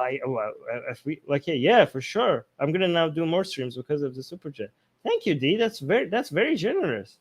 Jesus Christ. Thank you, D. of a policewoman, and then somebody asks you law and you get the law wrong. Yes, exactly. $50. $50 towards the abortion fund. Yes, but guys, every single like to this video will make one, supports one extra abortion. Okay. Amen. Can't say, hey, don't judge me by the way I look. So she is responsible and she does need to be sensible about these things. Even if you make the argument that maybe it was cut out, maybe this, maybe that, she should ensure that her religion I is agree with you, bro. represented well. I think Look at these people public, like these go guys, go look at Mohammad Hijab's video. He always like, we shouldn't be publicly, no, well, not always, recently coming out and like, we shouldn't publicly be criticizing other Muslims. These things should be handled privately. We should be united in the face of enemies of Islam. And they like literally, like, how many views this get? Like, look, 71,000 views on a channel that has 500,000 subscribers, publicly like attacking this hijabi woman who is like, yeah, I'm not saying it shouldn't be, but based on their own standards, shouldn't be. with her, the thing is, what is most despicable about her Oh my God. kind of portrayal of Islam, or lack thereof, actually, to be honest with you, is the fact that she's Wow, look at how, oh my God. Like, you're coming, like, this is like borderline takfiring. I'm not saying they're takfiring her, but this is borderline takfiring. what is most despicable about her kind of portrayal of Islam, or lack thereof, actually, Oh to be my honest God. with you, is the fact that she's being so inconsistent with her worldview. Look, she's representing Islam through her attire, like you've mentioned, and she's meant to represent a Basically, if you put on the hijab, you're just a walking Islamic billboard. That's what you are. Whoa, we got another $50 super chat. What's happening? Guys, are you guys okay? Like, $50 super chat from Secular Sekai. And it's a robot super chat. Well, no, it's a hippo on a chair that turns into a robot. I don't know what's going on with the super sticker thing, but I appreciate the super sticker. Thank you so much, Secular Sekai. Thank you. That's very thank you. What's guys? Are you guys okay? Like, if you guys regret, please reach out to us. Let me know if these were typos. Muslim voice on the show. Yeah, People, yes, this shows how how much people love their abortions, right? Yeah. So she's doing is spouting left-wing propaganda, second-wave feminism. This is not representation. This is not a second wave feminism. Like, she literally just said that she will treat her sons and daughters the same, and also she said, like, doesn't think the government should be like mandating abortions, which is not as outrageous as you suggest, because she didn't even talk about whether early stage, late stage. You guys are also pro-abortion. All three of you are pro-abortion. You just have like the last 3 months. You're just against the last 3 months of abortion. Oh, we got another super chat by Ultra. Wow, thank you so much, guys. A £2 super chat from Ultra, saying the super chat says G block. I don't know what that means. But thank you, guys. Today is like, you guys are being, why is everybody being so kind today? What's happening? Yeah. Thank you. She's meant to represent a Muslim voice on the show. Yeah, all she's doing is spouting left-wing propaganda, second-wave feminism. You are also doing that. You guys just said similar thing. If it's what she's saying is second wave feminism, left wing propaganda, you, based on your standards, you're also doing that, because you admitted that there are some things that you're going to treat your daughters and sons the same, which is literally what she said. And you are, all three of you are also okay with abortions before 120 days. So you're basically pro-abortion. So second wave feminism, all stuff. Okay, what the hell? We got another super chat of 150. I don't know what that is. 150 ancient Mayan coins?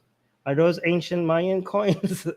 Is that like, yeah, we got 150 ancient Mayan coins, which is pretty cool.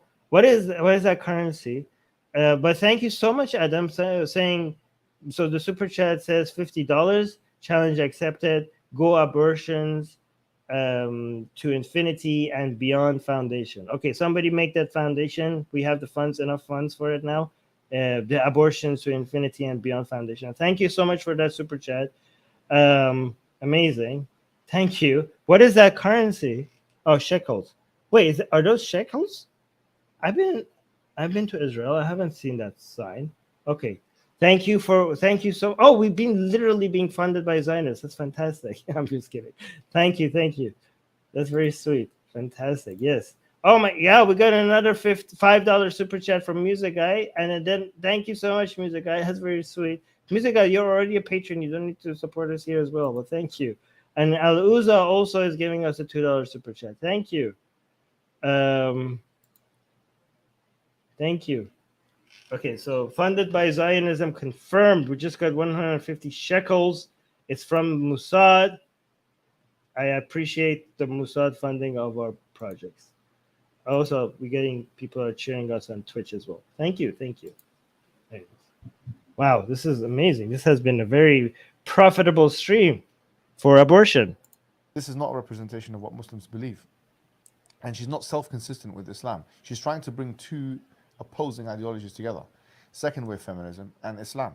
And it's almost as if she's an individual and she's having independent thought, and she's having struggling between different ideologies, and she's trying to make sense of her world, right? Like as almost as if she's human and she's trying to make sense of it individually rather than just adhering to your standards.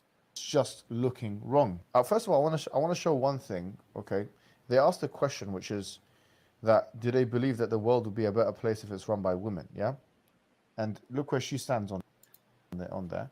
Okay, so here's the third question. They ask them, would the world be a better place if it was like, would the world be better if it were run by women?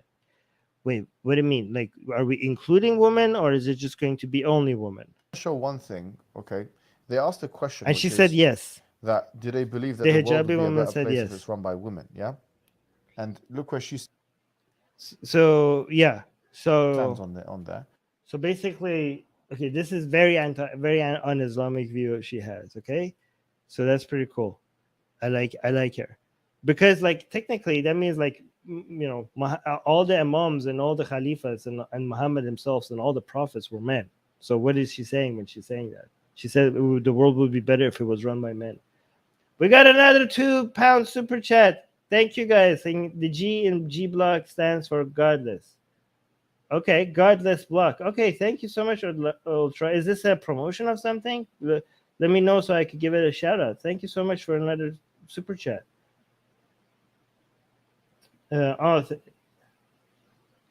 you. Oh, so something happened on Twitch as well, but I don't see what's happening on Twitch. But apparently, we're getting contributions on Twitch as well, saying my small contribution to furthering the cause. Oh, thank you so much. We're getting contributions and I think it's called subscriptions on Twitch as well. Thank you.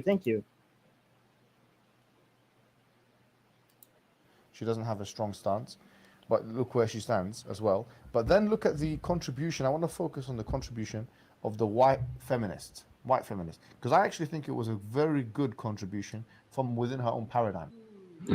This is exactly what Mohammad Hijab accuses Sajid of, right? Sajid is like saying the white feminist is being the non-Muslim feminist is like woman who's being more consistent, and she's doing a very good job, right?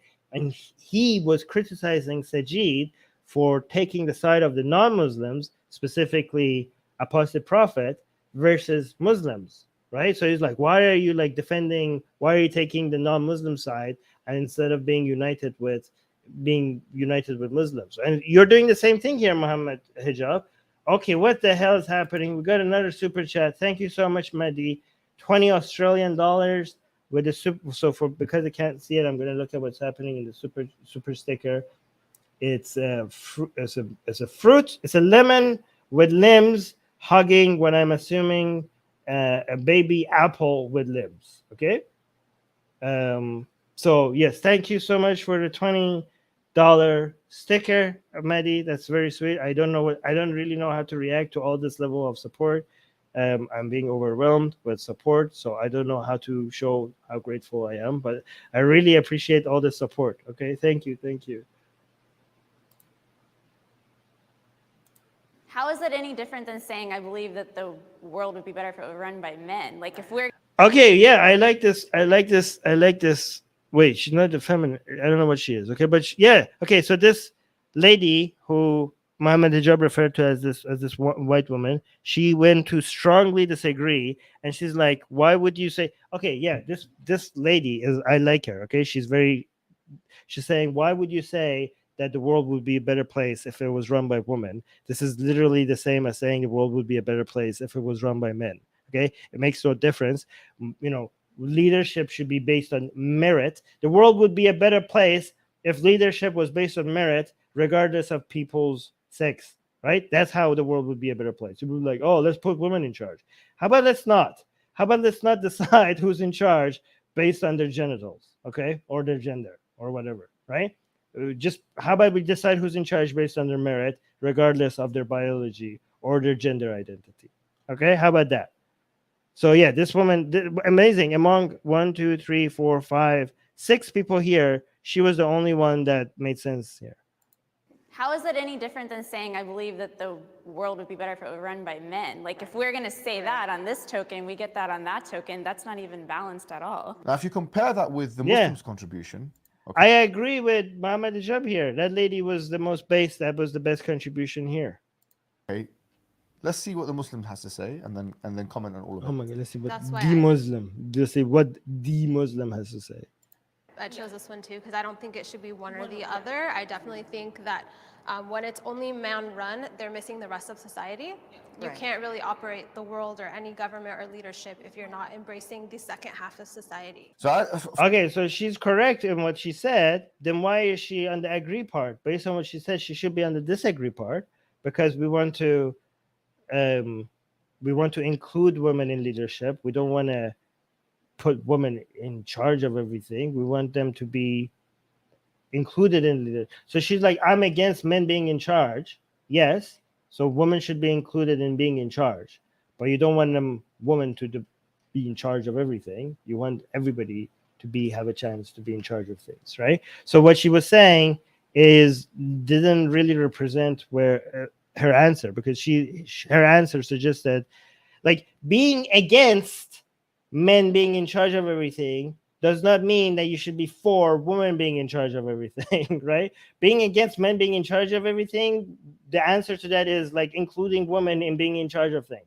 It doesn't mean that women should come and now like, oh man, you had your turn. Now step back, let women take everything, like take a whole, like control everything. Obviously, that's not the solution. So yeah, her answer didn't like. I think maybe she didn't think about it very hard because people think like that's the position you're saying women. A lot of people think like saying women should be in charge of things is the position you take when you're against men being in charge of everything, right? So maybe that's just a knee-jerk reaction people have to being anti-men being in charge of everything. for me, looking at the white feminist, she, to be honest, is way more self-consistent with her ideology than the Muslim who's attempting to be a feminist. Okay, but this is like, okay, so to be fair to the Muslim lady, like these are supposed to be average people, okay? Like these are not like your YouTube streamers who are like involved in debates and stuff, and they have like okay, so if you're against men being in charge of everything, and then you're like, oh, I'm against that, so what position should take? And you think like, oh, I guess I should take the position of women should be in charge, instead of taking the more accurate position of, well, everybody should be able to be in charge based on their merit, not based on gender. If you make that mistake, am I gonna be like, oh my god, you're such an idiot? I mean, I am, but because I'm an asshole sometimes. But I shouldn't be an asshole like that, because most people, your average people, haven't really like sat down and thought about every single nuance of every single one of these positions. Okay, people, unlike us, people have lives. Okay, not everybody is just like watching debates and figuring out, like thinking about these positions and like debating other people and like trying to hash out every single, making sure like there's no contradictions in all their positions and there's no like everything is completely coherent. And you know, like people don't have the resources or the time to just be that picky about their views all the time. Okay, so yeah, so I don't think like if this was like a streamer, like a debater, or somebody like that was claimed to be, you know, the show is meant to like just pick like average people to just see what average people think.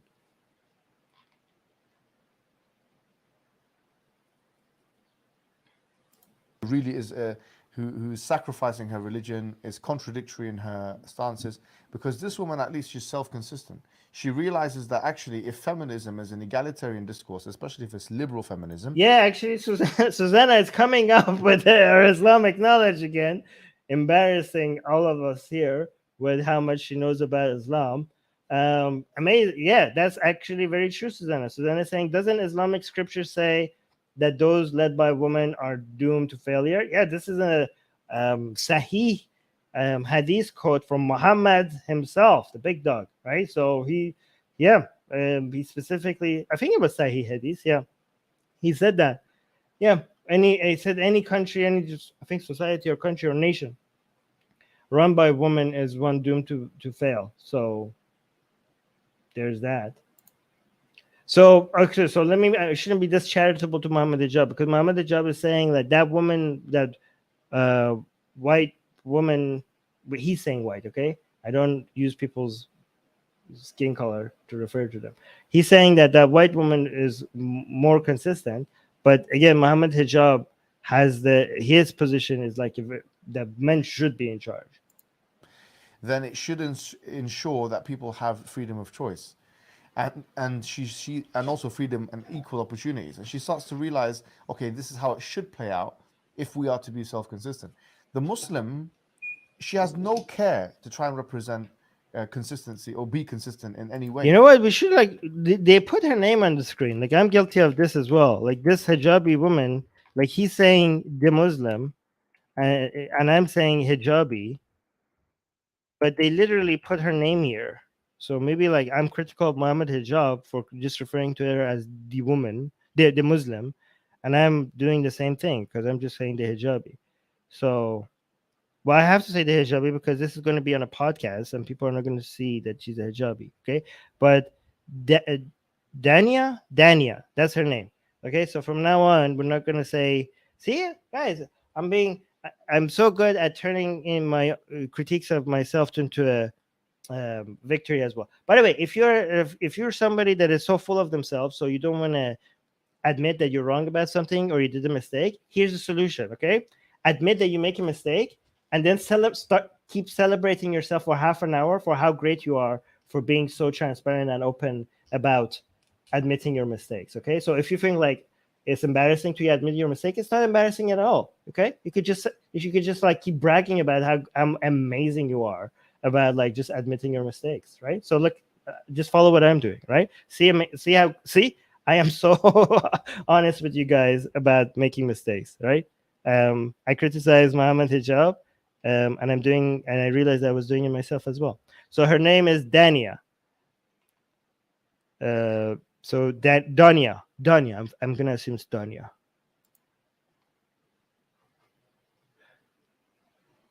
For men to women, women to men in the household is not something which is because men would to try and represent consistency or be consistent in any way. So she's just saying, yeah, it would actually be better if it's run by women. But the problem is, of course, that Islam gives rights to men that it doesn't give to women. It gives responsibilities as well to men that it does not give to women. Oh, by the way, this is what a lot of Muslims do when you think it's unfair in Islam that they get more rights than women. Okay, so in Islam, men get a lot more many rights that women don't. Okay, and the response to that, to think by Muslims is that, well, they also get more responsibility. Okay, so it just works out, right? Because men, actually, it's a worse position for men than women. Okay, because the responsibilities on men's shoulder are so high that it's not worth the rights that they are given. Women have it easier. Okay, they have what are women's responsibilities? Taking care of babies, cleaning the house, cooking, stuff like that. Okay, what are men's responsibility? Dying in battle, right? Like cleaning garbage from sewers and like, I don't know, like just lifting heavy objects, just doing all sorts of labor intensive stuff that is like very dangerous to their health. Like, okay, so these are the responsibilities of men. So, which is the fact that they have more rights, it comes with all these responsibilities. So they're like, it's fine for them to have these rights. It's actually more fair to the woman than to the man. For example, one example they give is like inheritance laws, right? They're like men get a lot more inheritance money, like twice as women, right? They're like, they think like they say that we think this is unfair to women, but this is very unfair to men because the women should technically get nothing, but they're still getting half as much as men. Why technically you think women should get nothing? Because it's the man's responsibility to take care of all the woman's needs, right? So they're like, the half of the inheritance she's getting, she doesn't even need that because all her needs are supposed to be taken care of. That's the responsibility of men to provide for everything she needs. So that's just everything she's getting on top of that is just play money that she could just like do whatever that is. Like the inheritance that the man is getting, what does he have to do with that? That money has to go towards, I don't know, buying a house for his family, providing food, providing protection, all sorts of things that he needs to provide for his wife and children. That's the money that goes to. But for the woman, all of the food and the needs and the protection and the house and all of that is provided. So the half of the inheritance you're receiving, that's just for you to just do what you want, right? You don't need to, because everything else. So they're saying like, if you think about it that way, Islam is not fair. Islam is actually a lot more fair to women. So these are the arguments they give, right? So the comeback to that is like, well, we're living in a modern world, right? And that's not how things work right now. Okay, in the modern world, women like they're also providing, they're also getting a lot of responsibilities. I accept that men's rights a lot of times is not being responded to in the way that it should be, given that but this is not the way. The way is not to like tell women that these are your roles, this is what you do, this is what you have to do in the household. You get half the inheritance, you don't have a say in how things are run, you don't get a vote. That doesn't work for our times, and that's why Islam is irrelevant today. Okay, maybe these arguments make it seem like, okay, yeah, it was more fair to women at certain point based on certain laws. I don't know, in some situation it was unfair, in some situation maybe it was okay, maybe it was even better. But in the modern world, none of this is relevant, and Islam should basically just end already.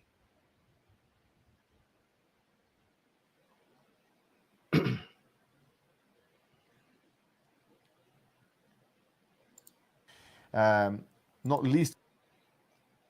So Sarah is saying, no, lol, no, a wife in Islam is only required to have sex with her husband, and she has the right to not have her bones broken and to not get hit in the face. Okay, so I mean, what if I was a Muslim apologist? I would say, first of all, the wife beating. So I would, if I was an honest Muslim, I would be like, yes, wife beating is a thing in Islam. Okay, but then maybe they would say like, you're exaggerating. There's no hitting in the face. The wife beating in Islam is not as. By the way, I'm not endorsing any of this. Obviously, any form of wife beating is horrible, and Islam does endorse that. But I think if I was a Muslim apologist, I would be like, what are you talking about hitting in the face? That's not something Islam prescribes. Like, that's not the form of wife beating that Islam provides, provides, that endorses, right? And yeah, actually, like in response to not having sex with your husband, in response, yeah, that is true. In Islam, women who don't have sex with their husbands are supposed to be cursed by angels till the morning. From at the night that they refuse sex till morning, they're supposed to be cursed by angels. That's authentic hadith. But also, maybe the response would be like, "Oh my God, you're complaining about just a beating by your husband when the men literally like get cut in pieces by swords." They say like, you think that's bad? Men have it worse. You would say like, men had it worse. You're getting a beating for being disobedient. He's going out and risking his entire life for the sake of Islam.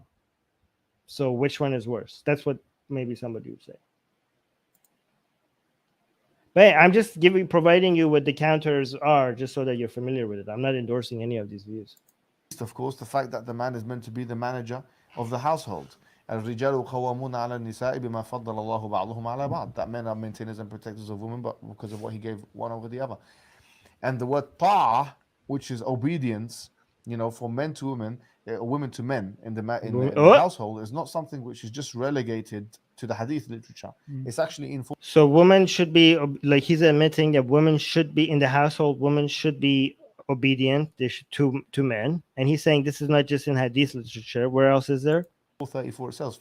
In the Quran, it's relegated to the hadith literature. It's actually in 434 itself. Yeah, it's in the Quran. It's in the famous ayah 434 of the Surah An-Nisa, ayah 34 in the Quran. But this is the same wife beating verse. In the Quran itself, فَإِنْ أَطَعْنَكُمْ فَلَا تَبْغُوا عَلَيْهِنَّ سَبِيلًا. If they obey you, meaning this is the normative state. The point is, yeah, so the normative state, according to the Quran, is for women to obey their husbands. I mean, this is the same surah that also tells you that if you fear disobedience, you should be beating them after taking two other measures that don't work. If you're saying that the world will be better run by women, what is your stance on men being leaders of every household? Because what about, like, I don't know why Muhammad Hijab is not pointing this out. What he should be asking, what does that say about your view on every Islamic leader, every prophet and every imam and every khalifa being a man? Men being lead on an aggregate level, this would mean that what you want is an inverse of what's going on, which is completely anti-Islamic. What do you guys think?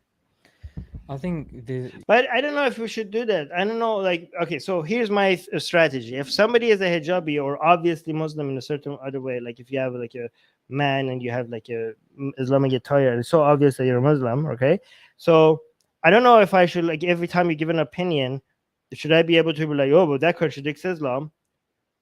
I don't know if that's fair. To me, it seems like, I think like if I want to do that, I would just have to get the green light from them. Like, I would just have to be like, I'm assuming you're Muslim, and they could correct me if I'm wrong. And then it's like, I would ask, do you mind if the opinions that you're giving me, given that you're Muslim, if I ask some questions about how that might contradict some Islamic views? Do you want to? Would it be okay if I ask you about that, or do you want me to just look at these opinions that dependent on what Islam might say or might not say, or would it be okay if we experiment with some form of contradictions here? Okay, if they give me the green light, then I might like start talking about like, okay, well, what you're saying is completely goes in flies in the face of everything Islamic because of this and this and that, right? But I would like get the green light before I do something like that, right? It's the same thing with like just because you find that somebody's gay or trans, that doesn't give you the green light to all of a sudden be like, not every gay person is an ambassador of all things gay rights or gay relevant, or gay related or LGBT gay related. Like, just because like if you find that somebody's trans, you can't just all of a sudden start talking to them and asking them about talking about gender identity or transitions or trans rights or biology, or start randomly talking to people about their genitals and what genitals do they have, or if they're going to change it. Like, that doesn't give you the green light to that. Okay, so there should be like, but if you do want to talk to somebody about that, given that you think they're Muslim or gay or trans, there should be, I think they should be okay with you first asking whether it's okay or not. I don't think it's fair for them to be triggered over you just asking permission. If they don't like to talk about it and say no, then you could drop it. An interesting parallel you can draw is with regards to approximately 124,000 prophets that have come, and all of them being male and leaders of the religion. Exactly. Imams, leaders of every single congregational prayer that's valid within the paradigm of Islam being a male figure. Every single one? Are you sure about that? Because I actually been to a mosque in their neighborhood. I've been to London, okay, and I went to a mosque led by a non-hijabi female imam. Regards to approximately 124,000, which I was almost kicked out of, by the way. I've been to many mosques as an atheist, as an ex-Muslim atheist, okay? Every single, I've been to like the most extremist, like Salafi mosques, to some other forms of mosques that I didn't not recognize what kind of mosques they were, right?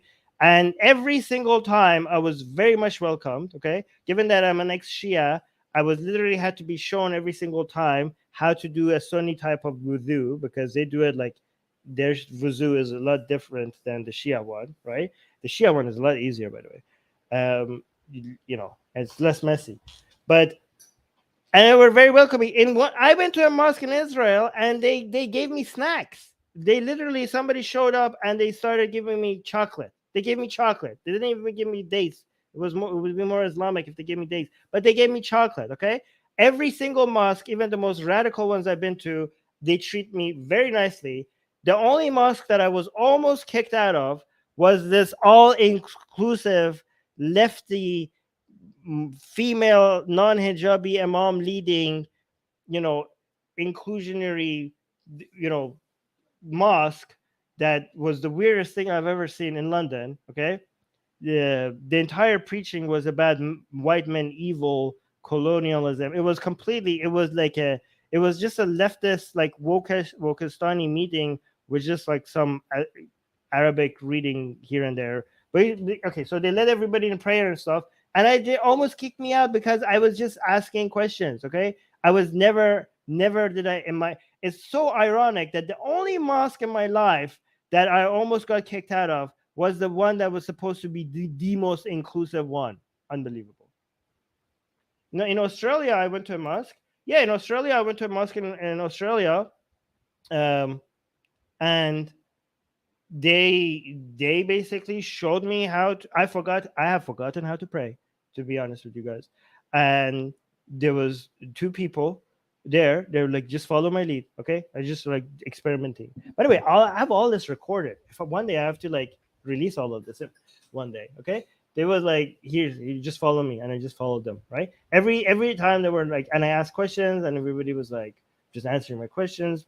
Okay, but this mosque, the all-inclusive mosque was the least inclusive one of them. They were oh, you know what it was? They were inclusive to people's biology, but not inclusive in opinions. This is the cringy things that right-leaning people say, but it's apparently true. Okay, when they say all-inclusive, they means like just as long as you agree with us, as long as you don't ask questions. Okay, we mean we're like inclusive in your biology, in the things that you don't have a decision over. Oh, in the same mosque, in the same all-inclusive London mosque that I went to, I went to the washroom, and there was a white man that was in this mosque also that came to the washroom, and the sermon by the imam, by the Muslim by woman, okay, whatever, the imam, was that she said that she was just basically talking about how white men have destroyed the entire world. Okay, how they're evil, how they did this, how they did that. And in the washroom, I asked this man, like, did any of, what do you think about what she said? Because she was like just listening to how great of a devil he is, right? The entire sermon. And I was like, I was just wondering if he's hurt or anything. Did he feel bad about like him being demonized like that? So I asked him what he feels, and he said like, oh yeah, I'm so sorry. I know, like, I did this to your people, and I did this, and I did that. Like, oh my God, like, he's such a what? Like, no, that's not what I meant. I felt like you would be hurt. But he was like apologizing. Like, he agrees with everything that was being said, and he was apologizing to me. Like, I don't even know you. What are you talking about? Like, he's like, I'm so sorry for all the things that I did to you. Like, who are you? Why? What are you apologizing for? It was the weirdest thing ever. Anyways, let's continue. Susanna's like, ew. Yeah. Prophets that have come, and all of them being male, and leaders of the religion, Exactly. imams, Good, leaders yeah. of every single congregational prayer that's valid within the paradigm of Islam being a male figure. What would be your answer with regards to that? So it does seem contradictory to an Islamic point of view. I think she could have worded it. I should have asked for cash. I should have asked for, I just realized I should have been like, yeah, yes, pay up now. You did this to me. Do you know? You ruined us. You ruined everything. You destroyed our lives. Compensate. Give me something. How much do you know what you've taken from me? You know what you've taken from us? Show me your wallet. What do you have? Like, I should have done that. I should have done that. Like, pay up. Like, what do you have? Better, wallahu alam, if she actually meant this, but it doesn't seem like she's somebody that is committed, but I mean representative of Orthodox Islam. Of course not. The thing is, to be quite honest with you, she's sold her soul to the left-wing ideologies, and for all intents and purposes, this could lead to major kufr. Oh my God! He's like, this could lead to major kufr. I'm telling you, they're doing everything. This is almost takfiring. It's not takfiring, but it's almost takfiring. They're like, you're almost calling her an infidel. Out of the fold of Islam, and we have to just call the spade a spade. I'm not calling her kafir. Oh, see, like you had to clarify. I'm telling you, this is so close to takfiring, so close to calling her an infidel that he had to clarify. Like, I'm not calling her a kafir. He realized how close he's getting to takfiring her, so he has to clarify that I'm not doing that. I'm not a Kharijite. What she's representing is kufr akbar, a major kufr, and most of the. Oh wait, what she's doing is kufr akbar. Okay, so you could do kufr without actually being a kafir. But what she's representing is kufr akbar, a major kufr, and most of major infidelity. No, that's something else. The positions or the implied entailments of her position. What we need to realize is that these positions are unacceptable Islamically. Fall in line, bitch. You have a hijab on. Do you know what that means? That hijab represents a chain on the way of the things you get to think and say and do. Okay, that's what the hijab represents. So fall in line, or better yet, take off the hijab. Lady, you see what this means? You see what the hijab means? Yeah, it means that you are like, it's unacceptable because you have a hijab on. Just take it off. Let yourself free. One of us, guys. Everybody, one of us. One of this is how we're winning, guys. We're getting too much credit. Like, Islam is like, people are leaving Islam left and right. Don't give us the credit, okay? It's not because of us. It's because of them. It's because of this, okay? So just encourage, like, I'm hoping these people keep doing what they're doing. It's as simple as that. These positions are unacceptable Islamically. You need to realize that this is another way of life. It's another ideology. You can call it, if you like, another religion. Yes. Second wave feminism is like another religion that has different. Second wave feminism for saying what? For being, guys, second wave feminism for being like, oh, I don't think the government should like mandate. Okay, so if this is second wave feminism, consider me a second wave feminist. Oh, I'm going to treat my children the same. Oh my God, second wave feminism. Oh my Jesus. Different presuppositions, different assumptions, different hierarchies, different priorities. You cannot maintain an Islamic commitment. Okay, but to be fair, the part that she said that she agrees that women being charged would make the world a better place, that was a little bit too far, like, left, I guess. But I don't think, like, I think if she thinks about it a little bit more, she would be okay. Would be like, okay, what I mean is that women should also be included, not that women should only be included. Islamic point of view, and this at the same time, you will be cognitively dissonant, which is a psychological disorder, or you'll be a liar to yourself. Psychological disorder. It will be a psychological disorder.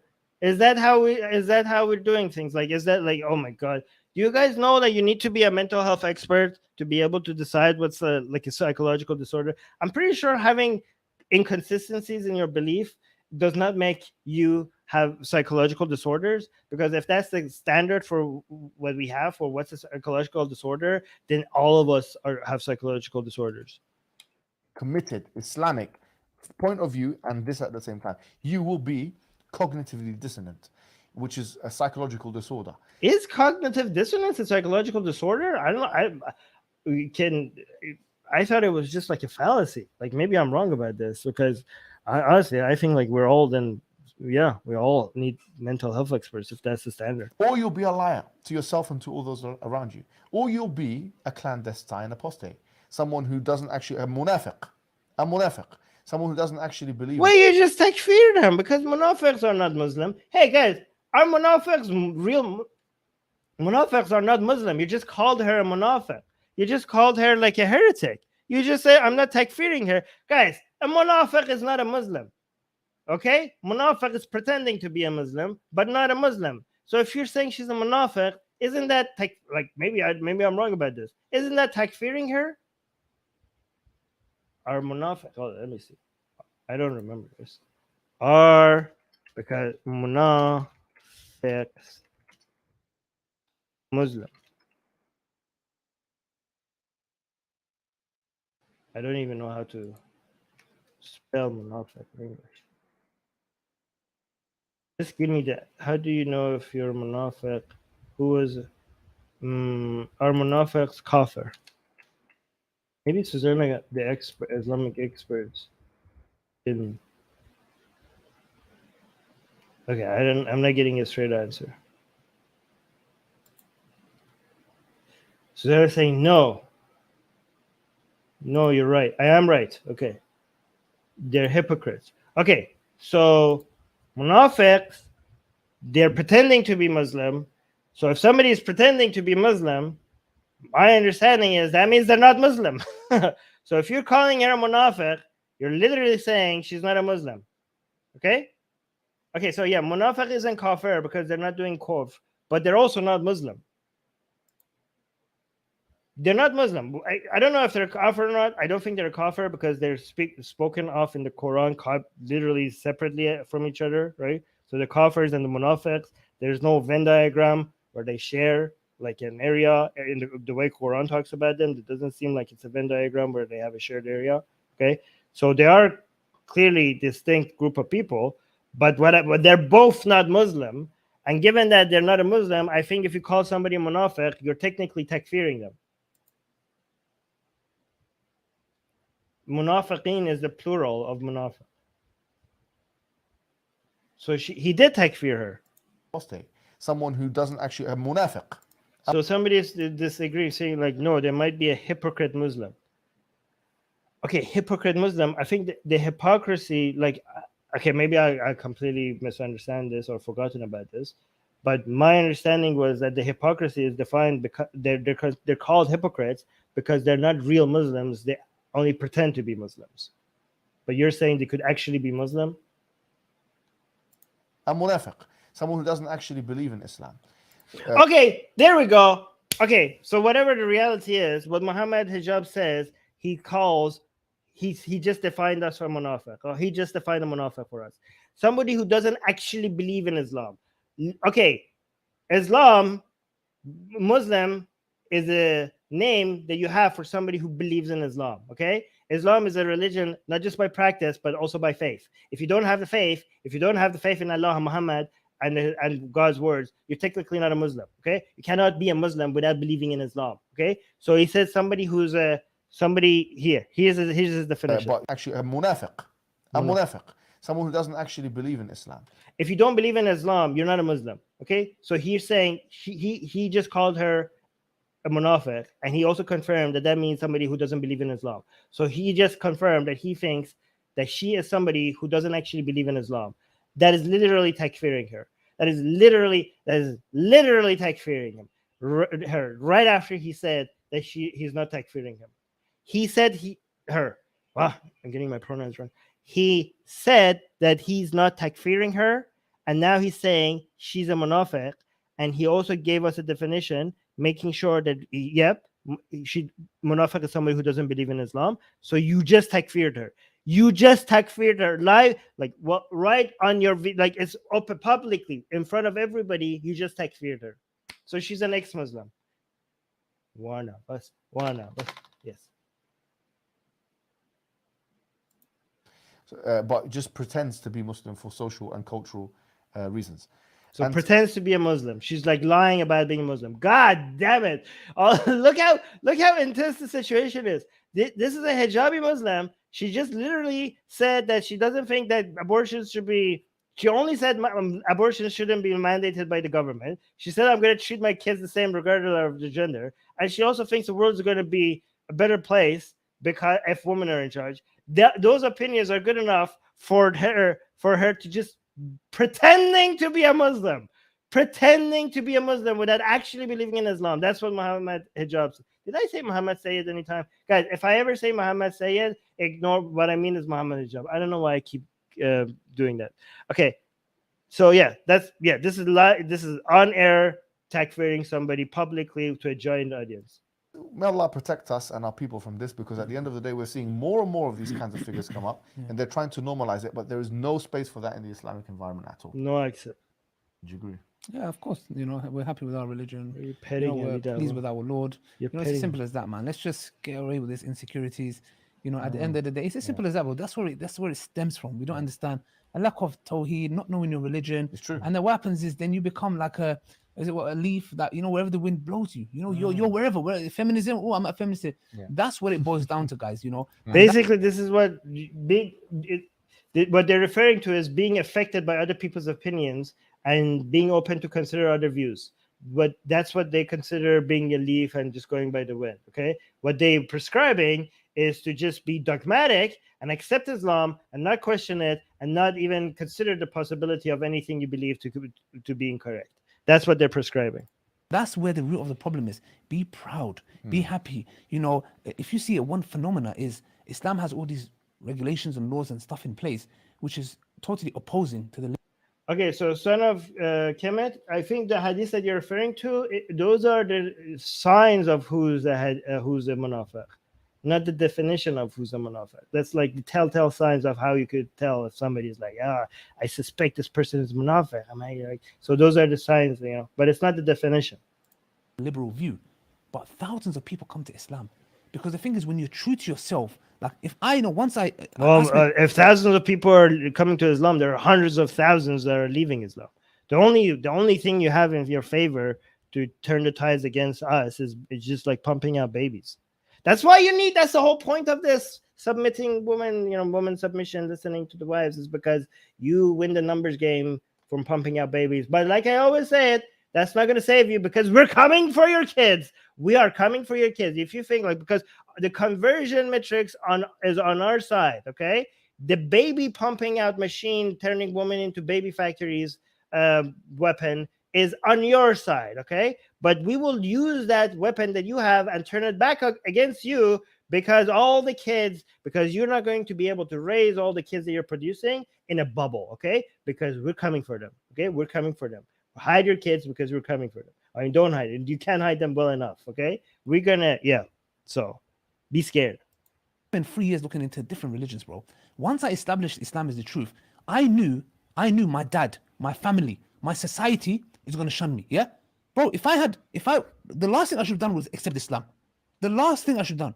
But it's the truth, bro. I can't lie to myself. And if it's the truth, I have to stand by it. And when YouTube, by we're coming for them, I mean we're gonna basically, when they grow up, while they're growing up and being exposed to ideas on the internet, they're going to be exposed to ideas that we're spreading as well. Okay, that's what I mean. YouTube algorithm, don't be nice. Okay, YouTube algorithm. Okay, I'm just like, that's what I mean. Okay, please don't strike us. This is from Allah. I'm not saying I do something personal. It's with Allah's guidance. But what I'm saying is, man, be proud of your religion, man. Is it damn hard? You're there trying to be an advocate for feminism, and they're rejecting you, man. They're throwing you. That woman came and just, dismissed you. You know, be firm with your religion. Have tawakkul in Allah. Trust in Allah. Be firm with your religion just mean be dogmatic and don't question everything. That's the translation of be firm with your religion.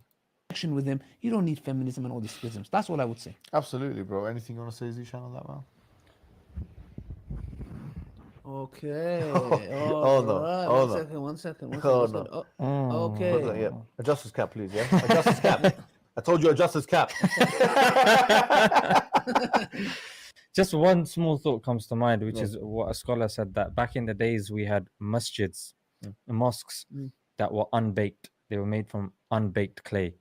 Yeah, but the people that emerged from them were baked. Be a good one. This is going to be a good one. Take a step back. Carry on. They were baked. But today the masjids are baked, but the people that emerge from the masjids are unbaked. Wow. So I mean, although we have stepped up your game. Very poetic. Although we have like billions. Okay, Ali Dawah, he's trying to be poetic. You're ruining it. Okay, he just had like a mic drop moment, and you're just like interrupting him. Like you're taking away from all the beauty of what he was trying to like do. 1.8 billion Muslims, but if we only had 313 with the caliber of Badr, today we'd be on a different plane. Exactly. So Badr, I think he's referring to the Badr battle And like if he's like the Muslims that were involved in one of those early Islamic battles, I think that's what you're referring to. He's like, if he's We need saying, to take wait, Badr today, but if we only so he's like saying we had stronger Muslims back then. Today's Muslims are basically weak. That's what he's saying. had 313 with the caliber of Badr, today we'd be on a different plane. Exactly. Yeah, like he's saying basically if we had the strong Muslims that we have back then, today we would be such on a different level. So we need to take a leaf from these Muslims, read the seerah, the history, and go and take the positives from that time. And one of the positives that we've highlighted is being confident in your religion, and number two, having knowledge of your religion, and becoming people of substance and people of action. Exactly. And There was basically a lot of like poetic fluff that didn't really mean anything, but people do love that kind of poetic stuff. what you said there, for example, there's a hadith of the Prophet ﷺ which mentions this, that on that day, the Prophet ﷺ said to the companions, you're going to be vast in number, you know, and You're going to be ghutha yes. sail. You're going to Yes. be like rubbish. yes, but it's going to be like the foam of the sea. Foam, yeah. yeah. And It's like back then the Muslims were few, but they were strong. Right now they're Muslims. They're saying the Muslims are many, but they're all like weak and like they're like he's saying like they're garbage. Guys, look at this.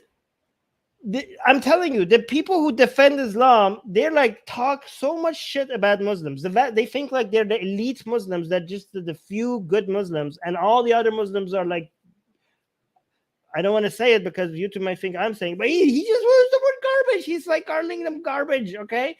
And people think we're anti-Muslim, okay? We're like constantly defending Muslims while being anti-Islamic. And the Muslim Dawah people, they keep treating like the vast majority of Muslims as below them, as not deserve, as like pathetic and weak, and like the good Muslims were before, and apparently only today they are the good Muslims, and everyone else is like not like the true defenders of Islam. They're calling them garbage, okay? So these don't think like we're on the anti-Muslim side and these people are on the pro-Muslim side, okay? Because a lot of defenders of Islam are on the anti-Muslim side, and a lot of people who are anti-Islam are on the pro-Muslim side. Like, okay, by the way, thank you so much, Secular Jihadists, for another super chat. We already gave us a super chat, Super Sekai. You already gave us a huge super chat. Why are you giving us another super sticker? What is this one? This one is a pear with a thumbs up bigger than its entire body. But yeah, thank you so much, Secular Sekai, for the super sticker. But yeah, by the way, this is not like a rare thing, right? So a lot of Muslims will say, like a lot of, they say like, oh, there's no problem with Islam. The problem is with Muslims, right? So constantly throwing Muslims, the Muslim community under the bus is something very common. Like, oh, everything evil is because of Muslims, not because of Islam. Islam is pure, okay? We're the complete opposite of that. We think the vast majority of Muslims are really good people, but Islam is evil. But most Muslims don't follow Islam anyways, right? We say most Muslims are better than Islam, just like Christians are better than Christianity, and most Hindus are better than Hinduism, and most Jewish people are better than Judaism, right? So we're on the Muslim side, they're on the Islam side, okay? And they're actually anti-Muslim. Listen to this. that, and what you said there, for example, there's a hadith of the Prophet ﷺ which mentions that on that day, the Prophet ﷺ said to the companions, you're going to be vast in number, you know, and you're going to be ghutha sail. You're going to be like rubbish. Yes, but rubbish. Like they're going to be like, okay, back then there were few Muslims and they were really great. Right now they're going to be so many Muslims. Right now there's so many Muslims in the world, but they're like rubbish. Like the vast majority of the Muslim world, he just called them rubbish. Like we're called, like they call us bigots. Okay, we never do that. We never call the vast majority of any group of people anything like that. It's going to be like the foam of the sea. Foam, And why it's very interesting because I thought the hadith ends there. He actually says, most people don't believe you when they say like an anti-Islamic channel like us is constantly defending Muslim rights around the world, including in China and in India. These are the main two places, and in Yemen, right? And Islamic channels are the ones that are calling the vast majority of Muslims rubbish. Like if you tell your average person that this is what's happening, the pro-Islam channels are calling the vast majority of Muslims rubbish. Like they don't believe you. They think like they're just like people think, oh yeah, pro-Islamic means pro-Muslim. And he says why? He says because Allah, yes, it will put the love of the dunya and fear of death And that's exactly why would someone fear of death? We all did. I showed it. So basically, like they're saying, like the vast majority of Muslims, they love the dunya, which means the world, which basically means literally everything that exists, right? And they fear death. But the true Muslim loves death and doesn't, they prefer the afterlife rather than this life. And have told the Prophet ﷺ, like, I'm scared of death. This is what, like, by the way, this is what Daesh used to tell us all the time, right? Like, oh, we love death more than you love life. It's not about that. It's not that you don't want to meet Allah. It's that you're attached to the dunya. You don't want to die because you're like, no, I want to stay here. Dunya means life, living, the world, this world, this world. They're anti-dunya. Okay, this is how, guys. This is the most dangerous thing about religion.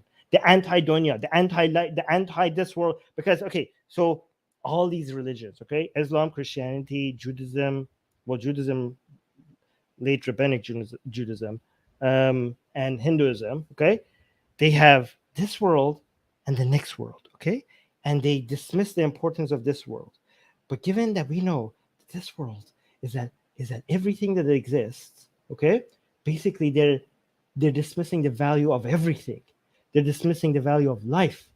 They think like they are just in favor of one life over another, but given that there is no other life, they're devaluing everything. They're devaluing everything, all experiences, everything that we could provide us with happiness and pleasure and meaning and everything that exists.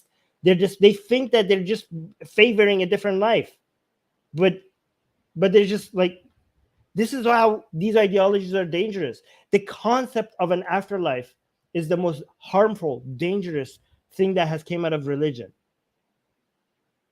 Every single calculation of how to better your life and other people's lives and the society will be completely, even if you have the best of intentions, once an eternal life is put right next to this one. This one is incredibly insignificant. All your calculations of how to best improve life and happiness will be off if you add infinity next to something that is finite.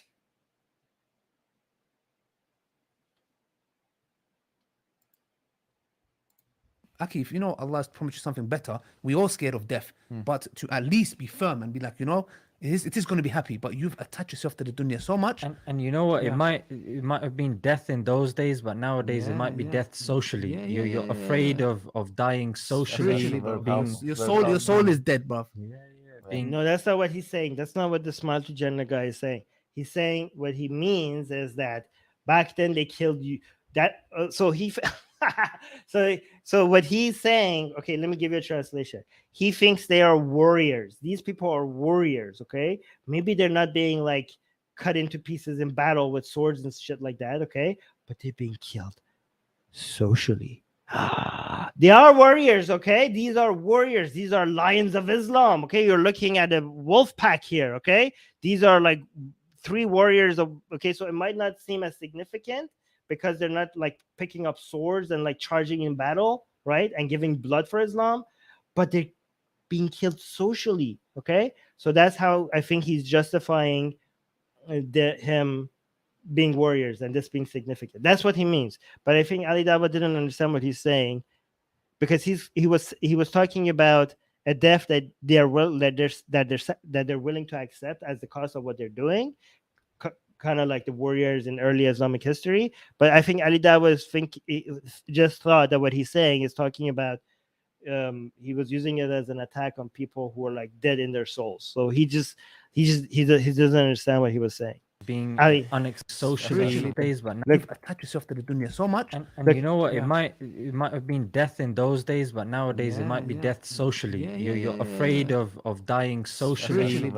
Your soul. So he basically shouldn't be afraid. Like just like Muslims who were fighting in battle, they weren't afraid of dying physically. Today you should also fight for Islam, and you shouldn't be afraid of dying socially. Like you should be able to pay that cost. But I think Ali Dawah is like, oh no, you're dead. Your soul is dead. Like he doesn't understand what he's saying. Soul is dead, bro. Being unaccepted by society, was accepted by society is what drives you to selling your religion. I mean, people fear that. And the Prophet Muhammad sallallahu alaihi wasallam said that that Oh, your mic is off. بدأ غريبا وسيعود غريبا, that it started strange and it will come back to being strange. And he said فطوبى للغرباء, so glad tidings to the strangers. And this is inshallah us.